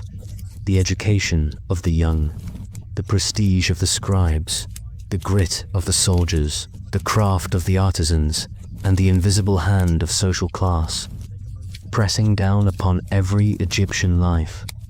A boy in the wealthier quarter is already at his lessons. His father has arranged for him to study under a scribe, one of the most privileged paths in Egypt, while most children grow into laborers or apprentices. A select few, usually sons of officials or priests, learn to read and write. This is not education in the way you know it, with varied subjects and equal access. It is a narrow, difficult initiation into the mastery of hieroglyphs and hieratic script. Systems so complex that they take years to internalize. The boy squats on a mat, a wooden tablet on his knees. He copies signs again and again with red brush dipped in black ink made from soot and red ink made from ochre. His tutor scolds him harshly if he makes mistakes. Learning is not playful. Here it is discipline, repetition, and obedience. A scribe is not only a writer, but the keeper of order, the administrator of Pharaoh's will, the one who ensures that fields are taxed, granaries filled, and temples enriched. The saying in Egypt is that the scribe's pen is mightier than the soldier's spear, for while a spear may conquer, the pen organizes, commands, and endures. But this is a path closed to almost everyone. The majority of children never hold a reed brush or scratch hieroglyphs onto astraca shards. They learn only the crafts of their parents: weaving, farming, fishing, or masonry. And for many, education is survival itself. Lessons of endurance, learned through blistered hands and aching backs. Outside the classroom, the soldier sharpens his copper blade. His life is discipline of a different sort, forged in the drill of marching, in the sting of sun on bronze, in the weight of shield and spear. Egypt is often painted as a peaceful land, but it has enemies on every border: Libyan raiders in the west, Nubian warriors in the south, and Asiatic charioteers in the east. Pharaoh's armies are the wall that guards the Nile, and each man in it must be strong. For a soldier, glory is promised, but the reality is grueling. Rations are basic bread, beer, onions, and equipment heavy. The shield is of wood covered with hide, the spear long and unwieldy, the bow deadly but demanding. Campaigns drag men far from their homes, sometimes for months, sometimes for years. If they fall, they leave widows and children behind, families dependent on the mercy of others. Yet service to Pharaoh is considered sacred, and the soldier who returns may earn land, honor, or promotion. Still, the risk is high, and the cost is human life. Not far from the barracks, artisans bend to their work. Their hands are stained with colors ground from stone and plants, their eyes narrowed over. The fine detail of statues, jewelry, or tomb paintings. It is they who give Egypt its immortal face, the beauty you see in museums today. But though they craft splendor, most live modestly, their work tied to the whims of wealthy patrons or the demands of Pharaoh's monuments. In the royal necropolis, there exists an entire village devoted to artisans, the workers of Deir el-Medina. Carve and paint the tombs of kings in the Valley of the Kings. Their work is precise, exacting, and secretive, for they handle sacred mysteries of the afterlife. By torchlight, they paint stars on ceilings, inscribe spells from the Book of the Dead, and chisel images of gods into stone. These men are literate, well paid compared to farmers, yet their lives are still circumscribed by toil. They rise each day, march to the tombs, and labor until exhaustion. Their reward is stability, but never freedom. The social ladder stretches wide and high in Egypt, and as you climb it in your imagination, you feel its weight pressing on everyone below. At the bottom are the peasants, the great majority. Sweat waters the Nile fields, whose hands lift mud bricks, whose bodies bend under harvest. They own little, command nothing, and yet without them, Egypt would collapse. They are the invisible spine of empire, yet they themselves live fragile. Exposed lives dot above them are craftsmen, soldiers, and traders who enjoy slightly more security. Higher still, scribes and officials, men who wield power through writing and administration. Priests hold a sacred role, living in temple precincts, conducting rituals that bind Egypt to its gods, enjoying wealth and influence. At the very top sits Pharaoh, the living god, his every word law, his very body sacred. But this ladder is not only vertical, it wraps around every life. Even within the peasant village, some families command more respect than others. Even within the artisan's quarter, hierarchies of skill and rank divide men. Social order is inescapable, reinforced by religion itself. For Egyptians believe that Mat, the principle of cosmic balance, demands each person know their place, live it well, and not disturb the harmony. To question Pharaoh, to rebel against your station, is to invite chaos and destruction. Yet imagine yourself pressed into this system. Could you truly endure it? A modern heart recoils at such rigid fate. You are used to choice, to mobility, to dreams of rising beyond your station. In ancient Egypt, ambition is not yours to command. If you are born to a farmer, your hands will sow seed and reap grain until you die.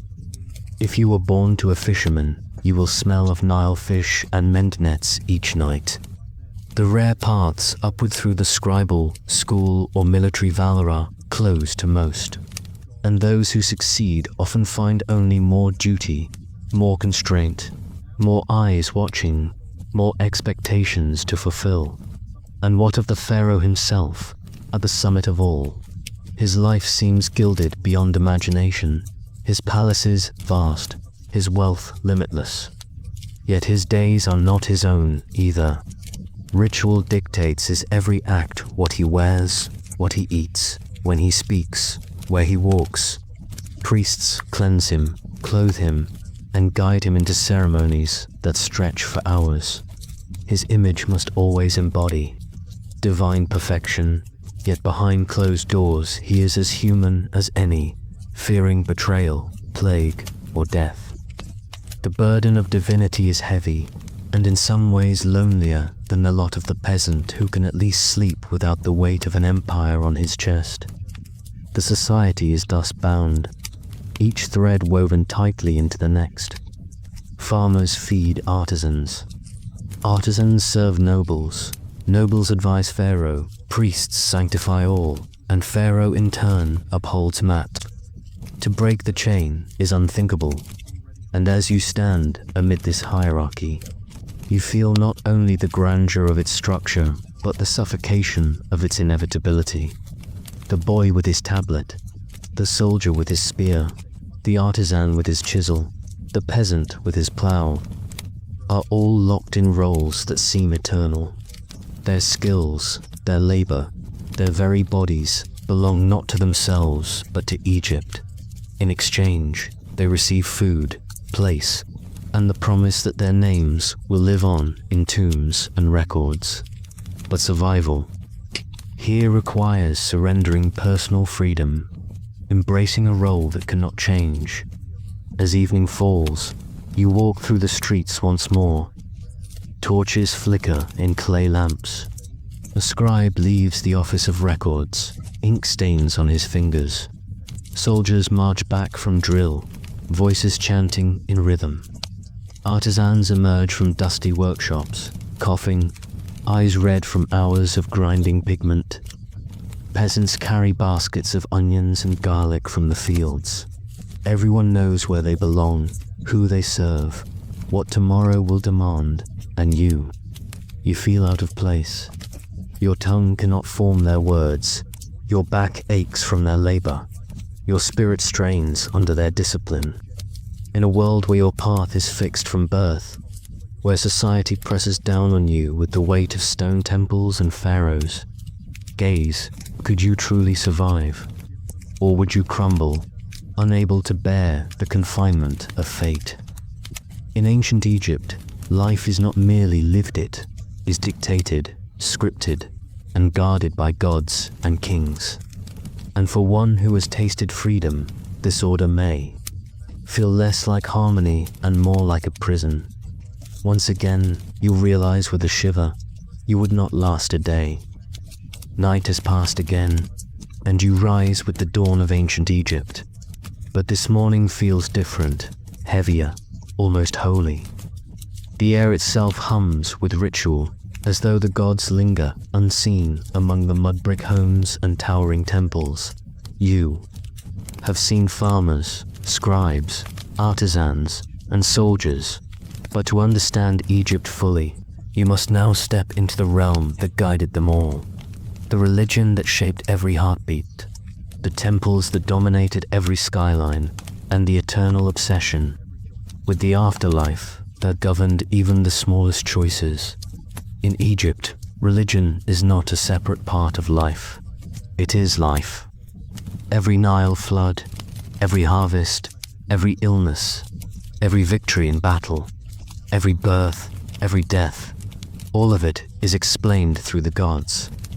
To be Egyptian is to live inside a sacred drama where human acts echo the stories of divine ones. You do not eat without thanking the gods. You do not walk without believing the ground belongs to them. You do not breathe without acknowledging that even your breath is a gift of their favor. The great temples rise above the villages and cities, vast complexes of stone where gods are thought to dwell. Unlike modern churches or mosques, these temples are not meant for ordinary people to gather inside. They are divine houses, palaces for gods themselves, and only priests and pharaoh may enter the sacred inner chambers. To the average Egyptian, the temple is a looming mystery. They bring offerings to its outer walls, they bow before its gates, but they cannot step beyond its thresholds. Imagine walking through the grand pylons of Karnak or Luxor, enormous walls, carved with hieroglyphs and reliefs, soar above you. Colossal statues of pharaohs stand guard, gazing with eternal calm. The air smells of incense, frankincense, myrrh, resin from faraway lands, burned in braziers as offerings to the gods. Priests in white linen move silently, their heads shaved, their bodies ritually cleansed. Every gesture they make, every word they chant is not casual. It is cosmic duty, a reenactment of the first days when gods shaped the world from chaos. You may believe priests live easy lives, cushioned by power, but their existence is regimented, bound by ritual stricter than any soldier's drill. Each morning, before the temple doors open, they bathe in sacred pools, shave every hair to maintain purity, and clothe themselves in spotless linen. They must abstain from certain foods, control their desires, and dedicate their entire lives to serving unseen masters. At dawn, the high priest enters the innermost sanctuary, where the statue of the god rests within a shrine. By torchlight he wakes the god, washing the statue, anointing it with oil, dressing it in fresh linen, offering bread, meat, and beer. The god is treated as a living king, and the daily ritual is the act that ensures Egypt's cosmic balance. Matt continues another day. The people outside never witness these mysteries. To them, the god lives within those stone walls, invisible yet present. They offer prayers at shrines, bring small sacrifices of bread, onions, or flowers, and wait for the god's blessing. Religion is everywhere, carved on amulets, painted on tomb walls, whispered in bedtime stories. Children grow up hearing tales of Osiris, who was killed and resurrected, of Isis, who used magic to restore her husband, of Horus, who fought for kingship against Set, the god of chaos. These myths are not entertainment. They are the foundation of reality. Every Egyptian believes that their lives mirror those stories, and that their deaths will carry them into the same eternal drama. Death, in Egypt, is not an ending, but a passage. Yet it is a passage filled with peril, and no one escapes the anxiety of what comes after. The afterlife is not guaranteed. It must be earned through a lifetime of righteousness and through the proper rituals performed at burial. From the moment you are born, your family begins preparing, saving for a coffin, purchasing amulets, learning prayers, commissioning tombs. Even the poorest peasant dreams of a simple grave with a few shabby figurines, servants made of clay who will magically work for him in the fields of eternity. For the wealthy, the preparations are vast. Tombs are carved into cliffs or built as pyramids. Walls are painted with spells, maps, and instructions for the journey through the underworld. Coffins are inscribed with prayers from the coffin texts or the Book of the Dead. The body itself must be preserved through the sacred art of mummification, a practice so exacting that it takes 70 days. Organs are removed and stored in canopic jars, the heart left intact as the seat of the soul. The body is dried with natron salt, wrapped in linen, and blessed with amulets to guard every limb. Only then can the soul hope to survive the perilous journey beyond. Picture yourself standing in a dim embalming tent. The air is thick with resin and herbs, bitter with the scent of natron. Priests wearing jackal masks of Anubis chant spells as they work. The deceased lies before them, soon to be transformed from fragile flesh into an eternal form. Every cut, every word, is part of a ritual older than memory. You watch, uneasy, as the body is packed, wrapped, and sealed. To the Egyptians, this is not gruesome, it is salvation. Without it, the soul would wither, lost forever. And yet, mummification is only the beginning. In the underworld, the deceased must face trials, demons, and gates guarded by monstrous beings. The ultimate test is the weighing of the heart. In the Hall of Mat, the soul kneels before Osiris, Lord of the Dead. The heart is placed on a scale, balanced against the feather of truth. If the heart is pure, light as the feather, the soul passes into the fields of reeds, an eternal Egypt of abundance, where crops grow tall and families reunite. But if the heart is heavy with sin, it is devoured by Ammit, the crocodile lion hippopotamus beast, and the soul is destroyed forever. Can you imagine living each day with this weight upon you? Every action you take, every word you speak is judged by Mat. To lie, to steal, to cheat, to disrespect, each sin might weigh your heart down for eternity. You would constantly measure yourself, terrified that one mistake could doom your soul. Egyptians lived in the shadow of eternity, and though it gave their lives meaning, it also burdened them with unending anxiety. Religion also permeates medicine. If you fall ill, a healer may give you herbs, but he will also recite spells, invoking gods to drive out evil spirits. A snake bite is treated not only with poultices, but with hymns to Isis, who once healed Horus of the same wound, even childbirth, is surrounded by incantations to Taurit, the hippo goddess, protector of mothers and infants. To dismiss religion in Egypt is to dismiss life itself. Nothing is separate from it. Even Pharaoh's power is rooted in the divine. He is not a man ruling by chance. He is Horus on earth, the son of Ra, the maintainer of Mat.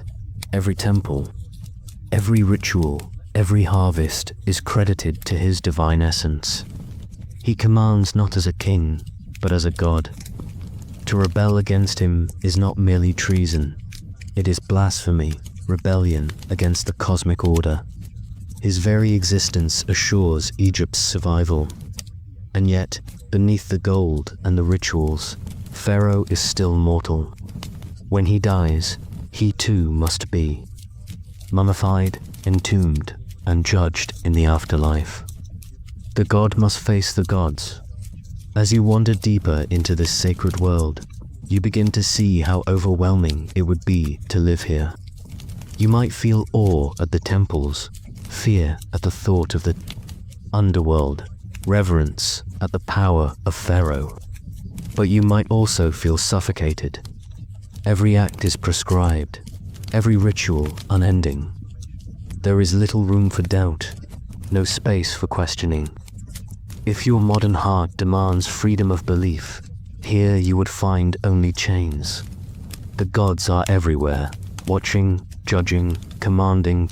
As dusk falls, you see villagers lighting lamps before small household shrines. A clay figure of base, the dwarf god who wards off evil, sits on a shelf. An image of Isis, painted on wood, glows in the flickering light. Families kneel, whisper prayers, offer bread. Children repeat the names of gods as bedtime stories. For them, this is comfort, protection, hope. For you, it is relentless. The gods never sleep, and neither does Egypt's devotion to them. In the stillness of the night, you finally understand. To live in ancient Egypt is to live under constant ritual, constant faith, constant weight of eternity. Every moment is a step in a journey that does not end with death. For the Egyptians, this was life's beauty. For you, unused to such unyielding certainty, it would be unbearable. And once again, you realize with a chill, you would not last a day. If the temples and daily rituals of Egypt were the backbone of society, then the festivals were its heartbeat. And oh, how that heartbeat thundered. While daily life was filled with toil, prayer, and caution, the festivals were eruptions of color, music, and wild abandon. They were days when gods were carried into the streets, when ordinary men and women could taste joy, wine, and ecstasy. Yet even here, the divine was never far away, for joy itself was sacred, and excess was both blessed and dangerous. The most famous of all festivals was the Opet festival in Thebes. Once a year, the statue of Ammon, hidden in the depths of Karnak temple, was carried out in a gilded shrine atop a ceremonial bark. Priests lifted the bark onto their shoulders, their bodies straining under its weight. Music filled the air, drums, sistra rattling, flutes piping high. The crowd surged. Thousands of people pressed shoulder to shoulder, cheering, singing. Hymns, women ululated, children danced. The god was leaving his temple to visit his people, to bless them with his presence. The procession moved slowly along the avenue of sphinxes, the massive statues watching silently as the living swarmed. Beneath them, sometimes, the shrine was loaded onto boats and carried down the Nile, sails snapping in the wind, priests chanting as oars struck the water in rhythm. Along the way, feasts were laid out, wine was poured, meat roasted on spits. People sang, drank, embraced, and for once, life seemed abundant and free. But there was always a current of awe, a tension beneath the joy. This was not a carnival for human amusement. It was a sacred moment of renewal. Amun was believed to physically travel during this time, leaving the temple to merge with the king, to strengthen his divine right, to rejuvenate the cosmos. The drunkenness, the laughter, the dancing, all of it was as much ritual as the solemn prayers of the priests. Joy was not rebellion, it was devotion. Can you imagine being thrust into this crowd? The press of bodies, the heat of the sun, the relentless drums pounding in your skull. Wine offered to you until your senses blurred. Strangers grabbing your hands to pull you into dances you don't know. And all the while, the golden shrine of a god glimmering ahead, moving slowly, impossibly, through a sea of worshippers. For an Egyptian, this was ecstasy. For you, it would be overwhelming, almost terrifying, and this was only one festival among many. The beautiful feast of the valley brought families to the west bank of the Nile, where they visited the tombs of ancestors, feasting among the dead, sharing meals with those long gone. For Egyptians, death was not a barrier. The living and the dead remained connected. And on this day, they dined together again. Then there were darker festivals. In Bubastis, the cult of Bastet, the cat goddess, was famous for wild celebration. Her temples rang with music, her worshippers drank deeply, and the festivities bordered on chaos. Ancient Greek visitors wrote, with a mix of admiration and shock, about the excess of these gatherings, the sheer volume of wine consumed, the frenzy of dancing, the intensity of devotion. But beneath the laughter and songs lurked something else: magic. For Egyptians, magic was not fantasy or superstition. It was real, woven into the fabric of the universe.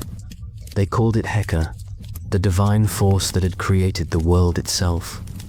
Every god wielded it, every priest studied it, and every ordinary person feared it. You could not escape it.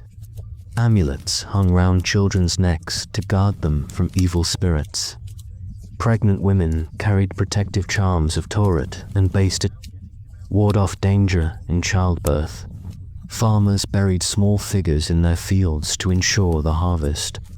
Even in the humblest hut, scraps of papyrus with spells were tucked into baskets or hung above doors, warding off snakes, scorpions, and wandering ghosts. Yet magic was not only protection, it was also weapon. Egyptians feared curses as much as they feared sickness. To insult someone, to betray them, was to risk that they would consult a magician, a priest of dark arts who could twist Heka into destructive force. Curses were written on clay pots or wax figures, inscribed with names, then smashed, burned, or buried. The victim's soul was symbolically destroyed, and with it, their safety in both life and death. Archaeologists have found jars inscribed with lists of enemies, broken deliberately, each shard a fragment of destruction. Imagine the fear of living in a world where you believed every shadow might be a spell cast against you, every misfortune the result of an enemy's curse. A stumble on the road, a sudden fever, a bad harvest, all could be signs that magic had turned against you. You might spend your days clinging to protective charms, whispering incantations at night, desperately trying to hold back forces you could never see. And then there were the ghosts. Egyptians believed the dead could linger, demanding offerings, punishing neglect. Tombs were not just burial sites, they were houses where the deceased continued to live in another form. Families left bread, beer, and meat at the tombs to feed their ancestors. If the offerings stopped, if the tomb was desecrated, the spirit could return in anger, bringing nightmares, illness, or worse. To be haunted in Egypt was not an odd tale told in darkness. It was a daily threat woven into the reality of death. Picture this: you lie in a mud brick house, the night hot and still. Outside, jackals howl across the desert. Inside, you cannot sleep. You feel eyes on you, though the room is empty. The oil lamp sputters, casting long shadows. And then you remember, last week, you could not afford to bring bread to your grandfather's tomb. Perhaps he is hungry. Perhaps he is angry. Perhaps he is here. The air feels heavy. You pull your blanket tighter, but nothing can shield you from the fear that the dead might be walking. Even pharaohs feared the dead. Tombs were constructed with traps, false passages, and curses inscribed on walls. Death shall come on swift wings to him who disturbs the peace of the king, warns one famous inscription. Grave robbers knew the risks, but often could not. Resist the treasure buried with the dead.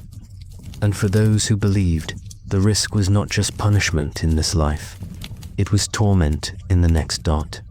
And yet, paradoxically, fear of death did not stop Egyptians from celebrating it. Tomb walls were painted not with despair, but with feasts, dancing, games, and laughter. For them, death was not annihilation, but transformation. The tomb was a gateway, and the images painted there were meant to become reality in eternity. 2. Live forever in joy. One must surround oneself with joy. Even in burial, it is this tension between joy and fear, abundance and anxiety, that defines Egyptian religion. Every festival was both feast and ritual, every amulet both comfort and warning, every song both celebration and plea for protection. For Egyptians, the world was alive with gods, spirits, and forces. To them, this was richness. To you, it would be suffocating. You cannot escape it. Every step you take, you wonder if you've angered a god, if you've forgotten an offering, if you failed a ritual. Every pleasure carries the shadow of judgment.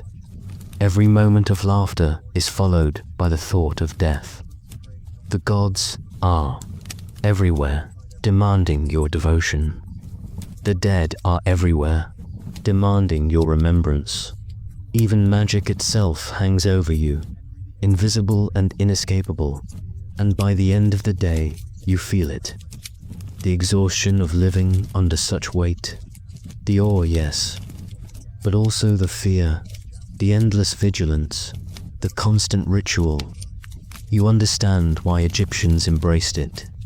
You also understand why you would not last, because here, in this world of joy and terror, festivals and curses, gods and ghosts, one misstep could mean not only your death, but your eternal destruction. And once more, the truth is clear. You would not survive a day. The sun rises again over the Nile, and once more you find yourself swallowed by the rhythm of Egypt's life. But this time, the focus is not the gods, nor the temples, nor the festivals. Instead, it is work, the endless toil that fed a civilization.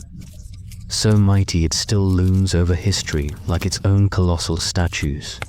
For behind the golden mask of Tutankhamun, behind the towering pillars of Karnak, behind the endless desert pyramids, there was sweat. The sweat of farmers, of craftsmen, of slaves, of men and women whose names will never be remembered. To live in Egypt was to work, often brutally, always relentlessly. Picture yourself at dawn, pulled from your mat by the call of a foreman. If you are a farmer, the rhythm of your life is dictated not by your own will, but by the Nile. When the floodwaters retreat, you and your family take to the fields. Mud clings to your legs as you dig furrows with wooden plows.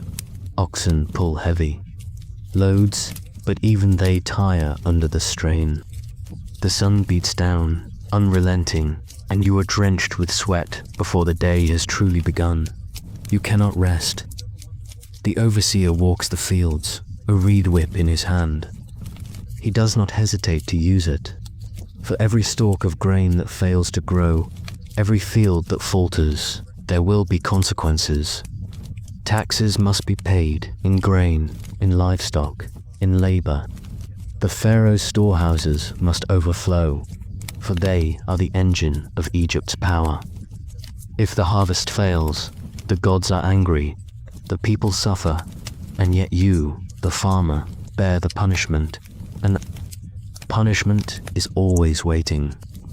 Imagine the dread of standing before a scribe as he tallies your quota. If you fall short, you may be flogged, your home raided, your family taken into bondage until the debt is repaid. Some records tell of peasants who were beaten so badly they could not walk. Others were imprisoned or conscripted to labor gangs, dragged to construction sites where their bodies broke beneath stone blocks. But perhaps you are not a farmer. Perhaps you are one of the laborers called to work on royal projects, building temples, tombs, monuments that will outlast your own life by thousands of years. Archaeological finds at Deir el-Medina, the workers' village near the Valley of the Kings, tell us of the lives of these men. They carved tombs deep into rock, painting their walls with scenes of eternity, while their own lives were fragile, fleeting. The work was brutal. Imagine swinging a copper chisel into limestone for hours, the dust clogging your throat, your arms aching with every blow. Or picture hauling blocks of sandstone on sledges across the desert, ropes biting into your hands, sweat pouring down. Your back for hours, days, years, the toil continued. And though some workers were skilled artisans, respected for their craft, they too were expendable. A slip of the chisel, an accident with a rope, a collapse of scaffolding, and you were gone. Slavery, too, formed part of Egypt's backbone. Captives from foreign wars, Nubians, Libyans, Asiatics, were dragged back across deserts too. Toil as servants, soldiers, or laborers. To be a slave was to be stripped of identity, your name reduced to a tally in a scribe's account. Some were absorbed into households, cooking, grinding grain, caring for children. Others were driven harder, forced into fields, into mines, into quarries where life expectancy dwindled to nothing. The mines were perhaps the worst. Deep in the Sinai, slaves hacked at copper and turquoise veins under the unrelenting sun. The air stank of dust and sweat. The heat suffocated. The overseer's whip cracked constantly. Few returned alive. Ancient inscriptions, carved by survivors, speak of the torment, men begging for water, for mercy, for the chance to return home. Most never did, and yet, despite this crushing system, Egypt was not lawless. It had justice, or at least its version of it, at the heart of Egyptian. Law was Mat, the principle of truth, order, and balance. Pharaoh was the ultimate guardian of Mat, but judges, scribes, and officials enforced it across the land.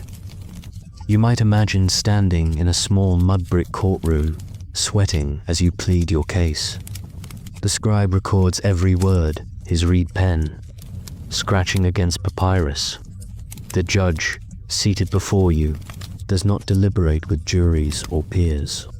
He alone, or with a panel of officials, decides your fate.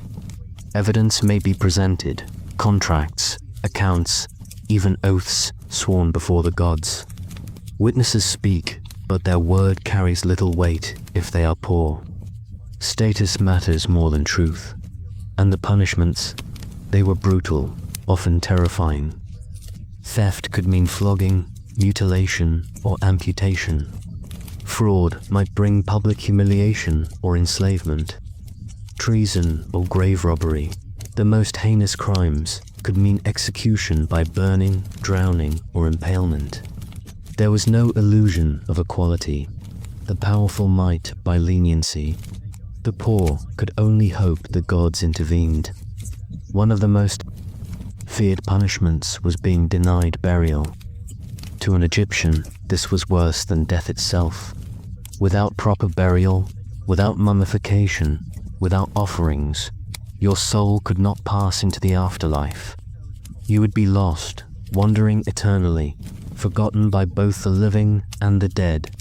To threaten someone with loss of burial was to threaten them with annihilation. And so, you live your life with this constant weight. Every day you labor, fearing the overseer's whip. Every year you dread the scribe's tally. Every misstep could bring not only pain in this world, but destruction in the next dot. Now picture yourself, a foreigner dropped into this system. You do not know the rituals, the laws, the quotas. You cannot read the signs, the papyrus contracts, the tax records. You cannot speak to defend yourself. To the Egyptians, you are already guilty, guilty of ignorance, guilty of weakness, guilty of being out of place. And what would happen? The overseer would see your hesitation and strike. The scribe would mark your failures in his ledger. The judge would hear your stammering defense and dismiss it. You would be beaten, enslaved, erased. For here, in the land of Pharaoh, work was not a choice, it was survival. And survival itself was a battle against hunger, against debt, whip, against law. Every breath was bought with sweat, every day paid for with labor. This was Egypt's true foundation. Not just the glory of gods and kings, but the suffering of countless, nameless souls. And if you think you could endure it, the endless toil, the merciless punishments, the crushing weight of law, then you are already deceiving yourself. For the truth is clear, you would not survive a day. The Nile has always been called the gift of Egypt. It is the lifeblood of the land, the artery that fed crops, filled canals, and made cities thrive. Yet what happens when that gift fails? For there were years when the river betrayed its people, when the floods did not rise high enough, or when they surged too high and destroyed instead of nourished. In such years, famine followed, famine so harsh that it shattered the illusion of Egypt's eternal abundance. Imagine walking the dusty streets of a village in one of those years. The granaries are empty, their mud brick walls echoing with silence. The fields lie barren, cracked by the sun. The cattle are nothing but skin and bone, ribs showing beneath hides that tremble with weakness. And the people, their bellies are swollen from hunger. Children cry out, their voices hoarse from thirst. Mothers clutch them tightly, unable to provide milk, unable even to hope. Records carved in stone, such as the famine stealer on Sel Island, speak of 7 years of drought under the reign of Pharaoh Djoser. 7 years where the Nile failed to flood and crops withered. Priests prayed, sacrifices burned, yet the waters did not come. The people were forced to barter, to steal, even to abandon their homes. Some sold themselves into bondage for a handful of grain, choosing slavery over starvation. And famine did more than weaken bodies. It tore apart society. In desperate times, crime surged. Robbery became common, murders multiplied, and the poor often turned on one another. The system of balance and harmony crumbled under the weight of hunger. Even loyalty to Pharaoh, the living god, faltered. For what was a god-king worth if he could not summon the floodwaters? But famine was not the only terror. Disease distorted Egypt, and it struck swiftly, cruelly. Imagine an outbreak in a cramped workers' village. The heat thickens the air. The water in the canals stagnates. Flies swarm over refuse and rot. One person falls sick, fever burning through their body, then another and another. Soon whole. Households lie silent, their mats stained with sweat, their lips cracked from thirst. Ancient Egyptian medicine was surprisingly advanced for its time.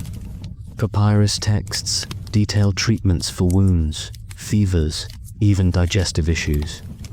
Doctors used honey to cleanse wounds, herbs for stomach complaints, and beer mixed with herbs for infections.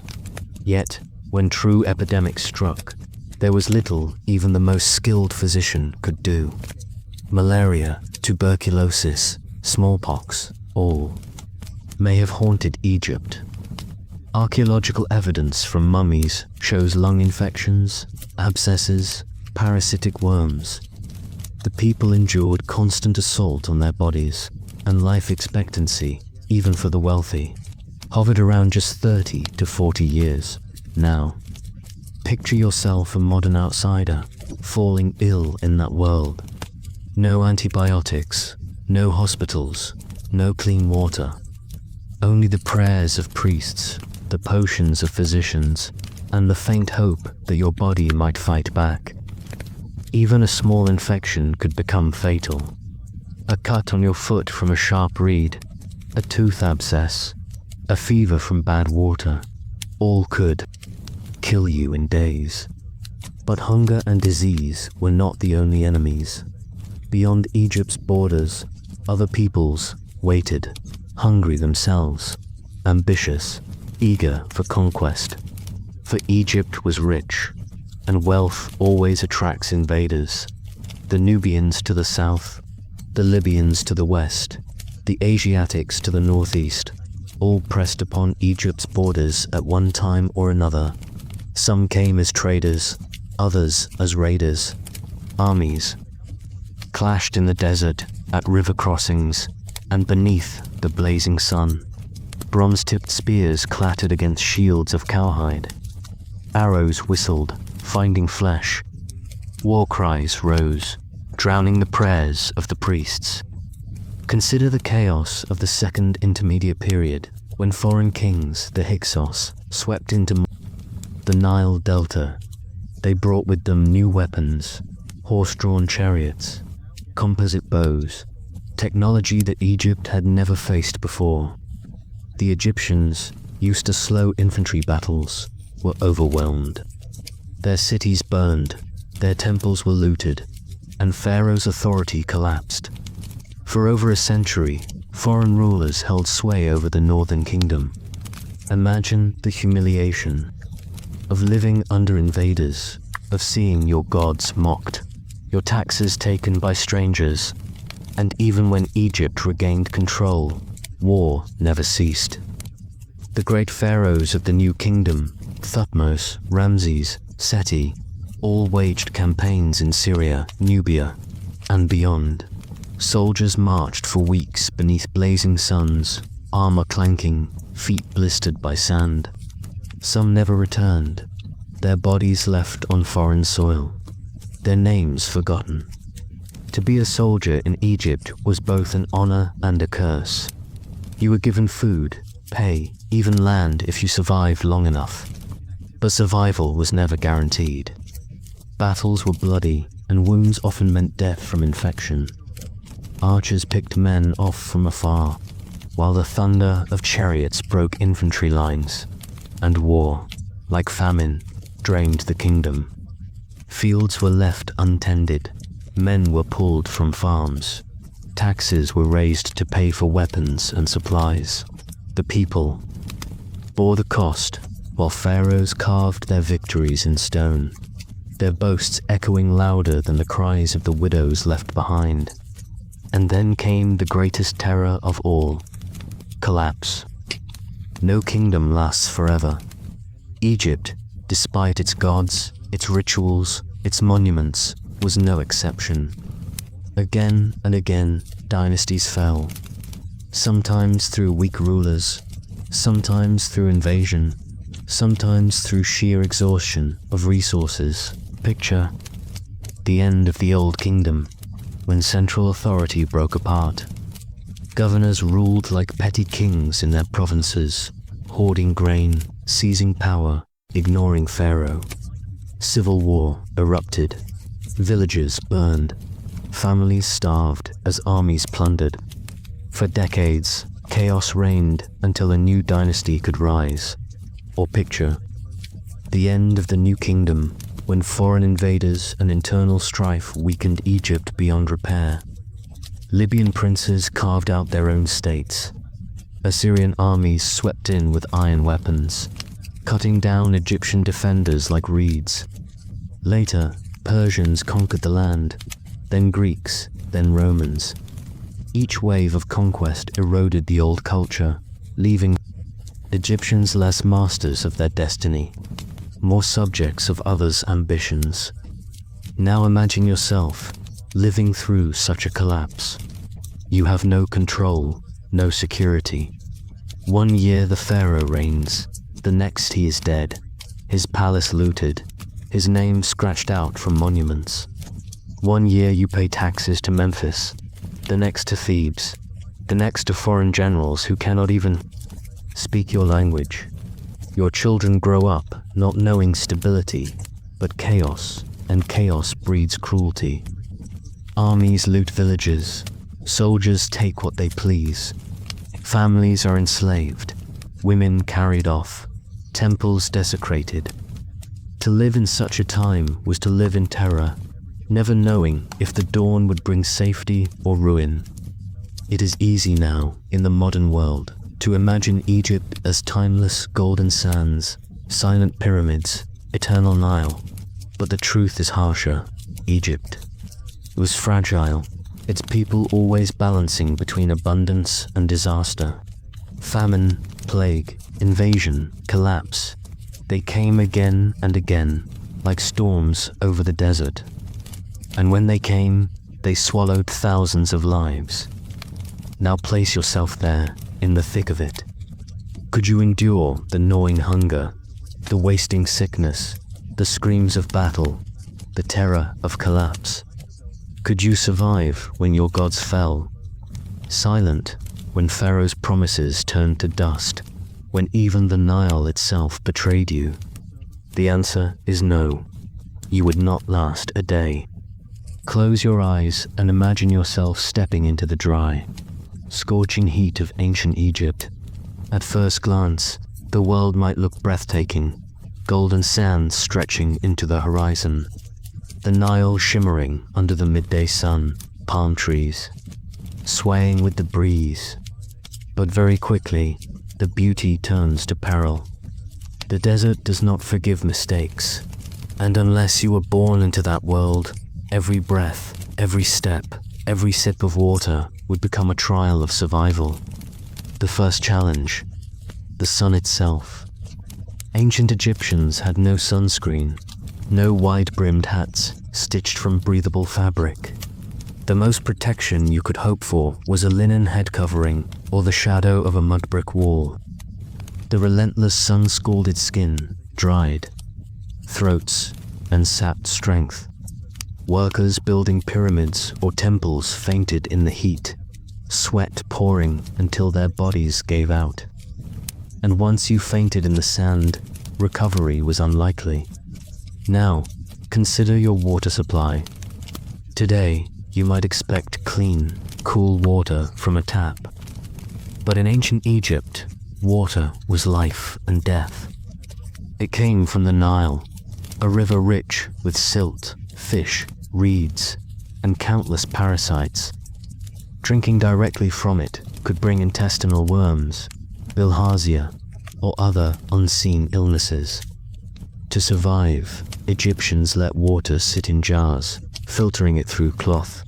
But still, it was rarely safe by modern standards. You would drink, and within days, cramps and fevers would set in. The stomach was never at peace. Food too was no guarantee. Bread and beer made up the Egyptian diet, with vegetables, fish, and occasional meat for those lucky enough. But bread was not the soft, fluffy loaf, you know. It was coarse, often filled with sand from grinding on stone corns. Bite after bite wore down teeth, leaving abscesses and broken molars. Even the wealthy were not spared. Mummies of nobles show worn enamel, cavities, and infection. Now picture yourself eating that daily, your teeth grinding down until every meal was painful. Food preservation was another skill Egyptians mastered out of necessity. In the heat, fresh fish or meat spoiled within hours. So they salted, dried, and smoked what they could. But without refrigeration, storage was never perfect. Spoiled food was eaten anyway, and sickness followed. Stomach complaints were so common that remedies fill medical papyri. Could you stomach days of Hafratan fish, or weeks of nothing but onions, lentils, and gritty bread? And then there was labor.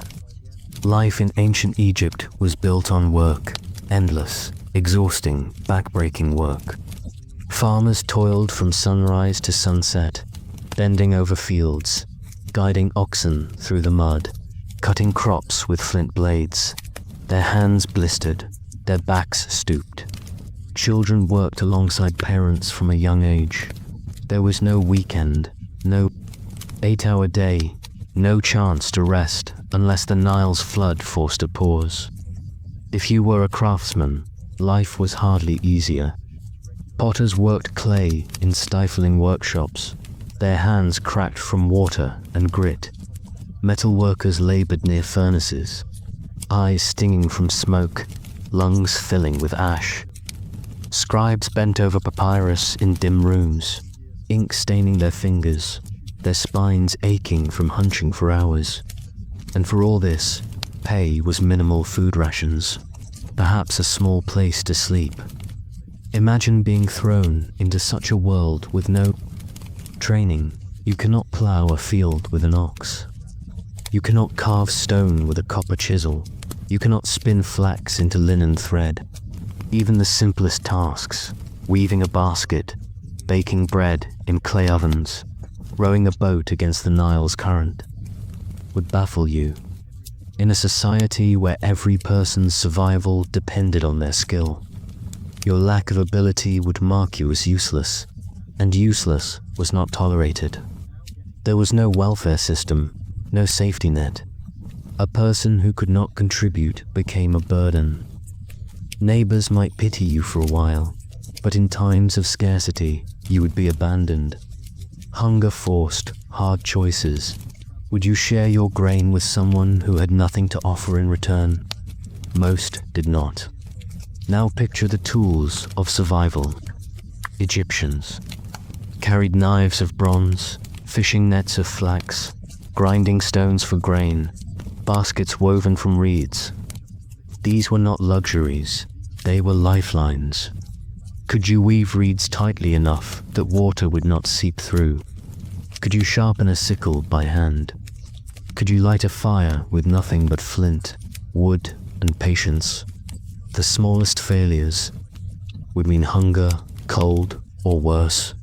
The climate too tested endurance. By day, the desert burned with heat. By night, it chilled with biting winds. Sandstorms whipped across the land, blinding eyes, filling lungs, burying paths. If you wandered too far from the Nile, the desert swallowed you.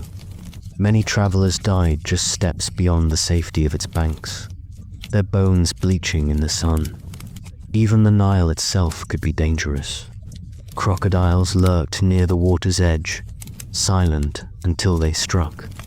Hippopotamuses, massive and territorial, could capsize boats, killing fishermen. The river that gave life also took it back without warning, and survival was not only about food and water, but about knowledge. Egyptians grew up knowing the cycles of the Nile, the stars that marked planting and harvest, the rituals that protected them from unseen dangers. Without that knowledge, you would stumble blind when to sow, when to harvest, when to prepare for the flood. You would not know, and your ignorance would be deadly. Religion too was bound to survival. Amulets, prayers, rituals, these were woven into daily life as protection against misfortune. The gods were not distant ideals, they were guardians, and punishers forget to honor them, and you risked drought, sickness, or worse. As an outsider, you would not know the chants, the offerings, the rituals. Your neighbors might shun you, fearing your ignorance would bring divine anger. Even clothing posed a challenge. Egyptians wore linen, light and airy, but producing it was labor-intensive. Flax plants had to be harvested, soaked, beaten, spun into thread, then woven on looms. Laundry was pounded in basins with lye and water. Your modern clothes would disintegrate quickly in the heat and dust, leaving you scrambling to adopt their way of life, a way that demanded endless hours of work for even a single garment. And then there was the ever-present fear of punishment. The state was harsh, laws were strict. Theft, blasphemy, rebellion, all were met with brutal consequences. Punishments ranged from beatings to mutilation to death. To be caught idle, to be caught stealing food, to be caught questioning authority could mean lashes or worse. Could you, unaccustomed to fear, endure such a world where a single mistake might earn you permanent scars? So imagine yourself again, dropped into this life. You wake before dawn in a mud brick home, sweat already forming. You eat a coarse loaf of bread, its grit scratching your teeth, and drink a jug of cloudy beer that tastes sour. You walk to the fields, bending under the sun, feet burning in the sand. Hours pass, your skin blisters, your body aches. At night you return with no meat, no sweet fruits, only more bread and onions. Your body weakens, your teeth ache, your belly churns from the food and water. Days later, your hands blister, your back cracks, and your energy fades. You try to keep up, but you cannot. The villagers notice. Whispers begin. You are not strong, not skilled, not useful. Soon, they stop sharing food. They stop offering help. And in the desert night, with the stars cold above you, you realize the truth. You would not last. If life in ancient Egypt was hard, death was no gentler. In fact, you might say that surviving death in Egypt was just as difficult as surviving life. For the people of the Nile, the afterlife was not a vague dream, it was a structured, perilous journey filled with tests, dangers, and divine judgment. And unless you knew the rules, unless you had the right rituals, the right tomb, the right words, you would fail before you even began. Let us begin with death itself. Imagine you are lying in a mud brick house, the desert wind carrying dust through the cracks. Your body is weak, feverish, racked with pain from infections or exhaustion. Medical care is limited. Herbs, honey, and prayers are the extent of treatment. Eventually, breath leaves your lungs, and silence fills the room. But in Egypt, this moment is not an end. It is only the beginning of the most important journey you will ever take. For your family, the immediate concern is preservation. A body left unprotected in the heat decays rapidly, and for Egyptians, decay meant disaster. To them, the body was a vessel. If it rotted, your soul would be lost, unable to live on in eternity. Thus began the long, careful process of mummification. But here lies your first problem. Mummification was expensive. The rich could afford full embalming with natron, resins, oils, linen, and skilled priests. The poor, they were often buried. in shallow pits of sand, with minimal preparation. If you were unlucky enough to be among them, your body would not last, and without preservation, your soul would wander aimlessly, denied the afterlife. But let us say, for the sake of survival, that you were fortunate enough to be embalmed. Even then, the process was not something you could imagine enduring. Your brain would be removed with hooked instruments through the nostrils, your organs cut out and dried separately, your body packed with natron salts until the flesh shriveled and hardened. Then layer after layer of linen strips would wrap around you, amulets placed between folds to protect against evil. Finally, a mask painted with your likeness would cover your face, sealing your identity for eternity. This was not comfort. It was a brutal transformation. Could you bear such treatment, knowing it was the only way to exist forever? And yet, preservation was only step one. The second challenge was burial. Egyptians believed tombs were eternal houses for the dead. Inside, offerings of food, drink, clothing, and goods were placed so the soul could live on. But what if you had no tomb? What if poverty left you in a simple grave, with no treasures, no offerings, no protection? You would arrive in the afterlife, empty-handed, hungry, and vulnerable. Even your spirit would starve.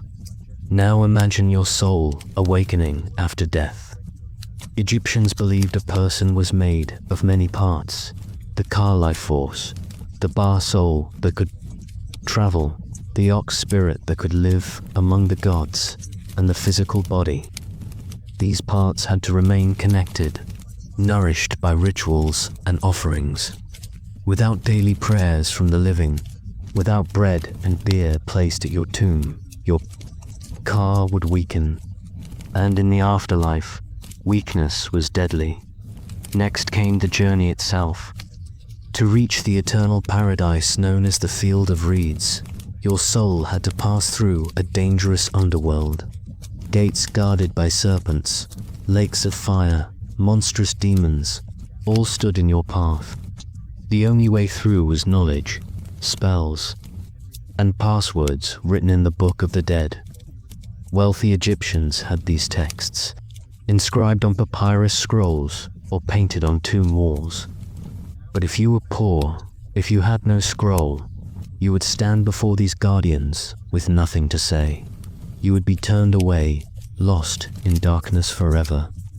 But even if you knew the words, one trial remained: judgment in the Hall of Osiris. There, the god Anubis weighed your heart on a scale against the feather of Mat, the goddess of truth. If your heart was heavy with sin, if you lied, stole, killed, or even failed to live with proper order, it would tip the scales. And waiting nearby was Amit, the devourer, a terrifying beast with the head of a crocodile, the body of a lion, and the hindquarters of a hippopotamus. Should the scales condemn you, Amit would swallow your heart whole, and your soul would cease to exist. No punishment, no torment, just nothingness. Now, consider your odds. You, a modern outsider, would not know the prayers, the rituals, the rules of Mat.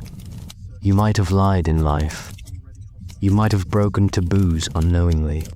You might have failed to honor gods you didn't understand. And when your heart is weighed, the feather will rise, the scale will fall, and Amit's jaws will close around your soul. But say you somehow succeed. Your heart is pure, the spells are spoken, the guardians let you pass. What then? You arrive in the Field of Reeds, the Egyptian paradise. It looks much like the Nile Valley fields of crops, flowing rivers, eternal sunlight. Here, you may live forever, but eternal life was no idle dream. The Field of Reeds was not a place of rest. It was a place of work. You were expected to farm, to labor, to do in eternity what you had done in life. Only if you had Ushabti figurines, little servant statues buried with you, could you command them to work in your place. Without them, eternity meant endless toil, and this is where your failure becomes clear. You would not have the Ushabti, the tomb, the scrolls, the offerings, the amulets. Your soul would be weak, your knowledge lacking, your provisions empty, where an Egyptian might survive death. With preparation, you would falter at every step. Even the afterlife, meant to be eternal joy, would become eternal hunger, eternal wandering, eternal failure. So why wouldn't you last a day in ancient Egypt? Because survival there was not about a single day. It was about every moment, waking, under the sun, eating the gritty bread, bowing before the gods, laboring in the fields, honoring the dead, preparing for eternity. Life was a tightrope of rituals, skills, and endurance. To slip even once was to risk everything, and you, with your modern comforts, would slip again and again. The heat would burn you, the water would sicken you, the labor would break you, the food would weaken you, and the afterlife itself would reject you.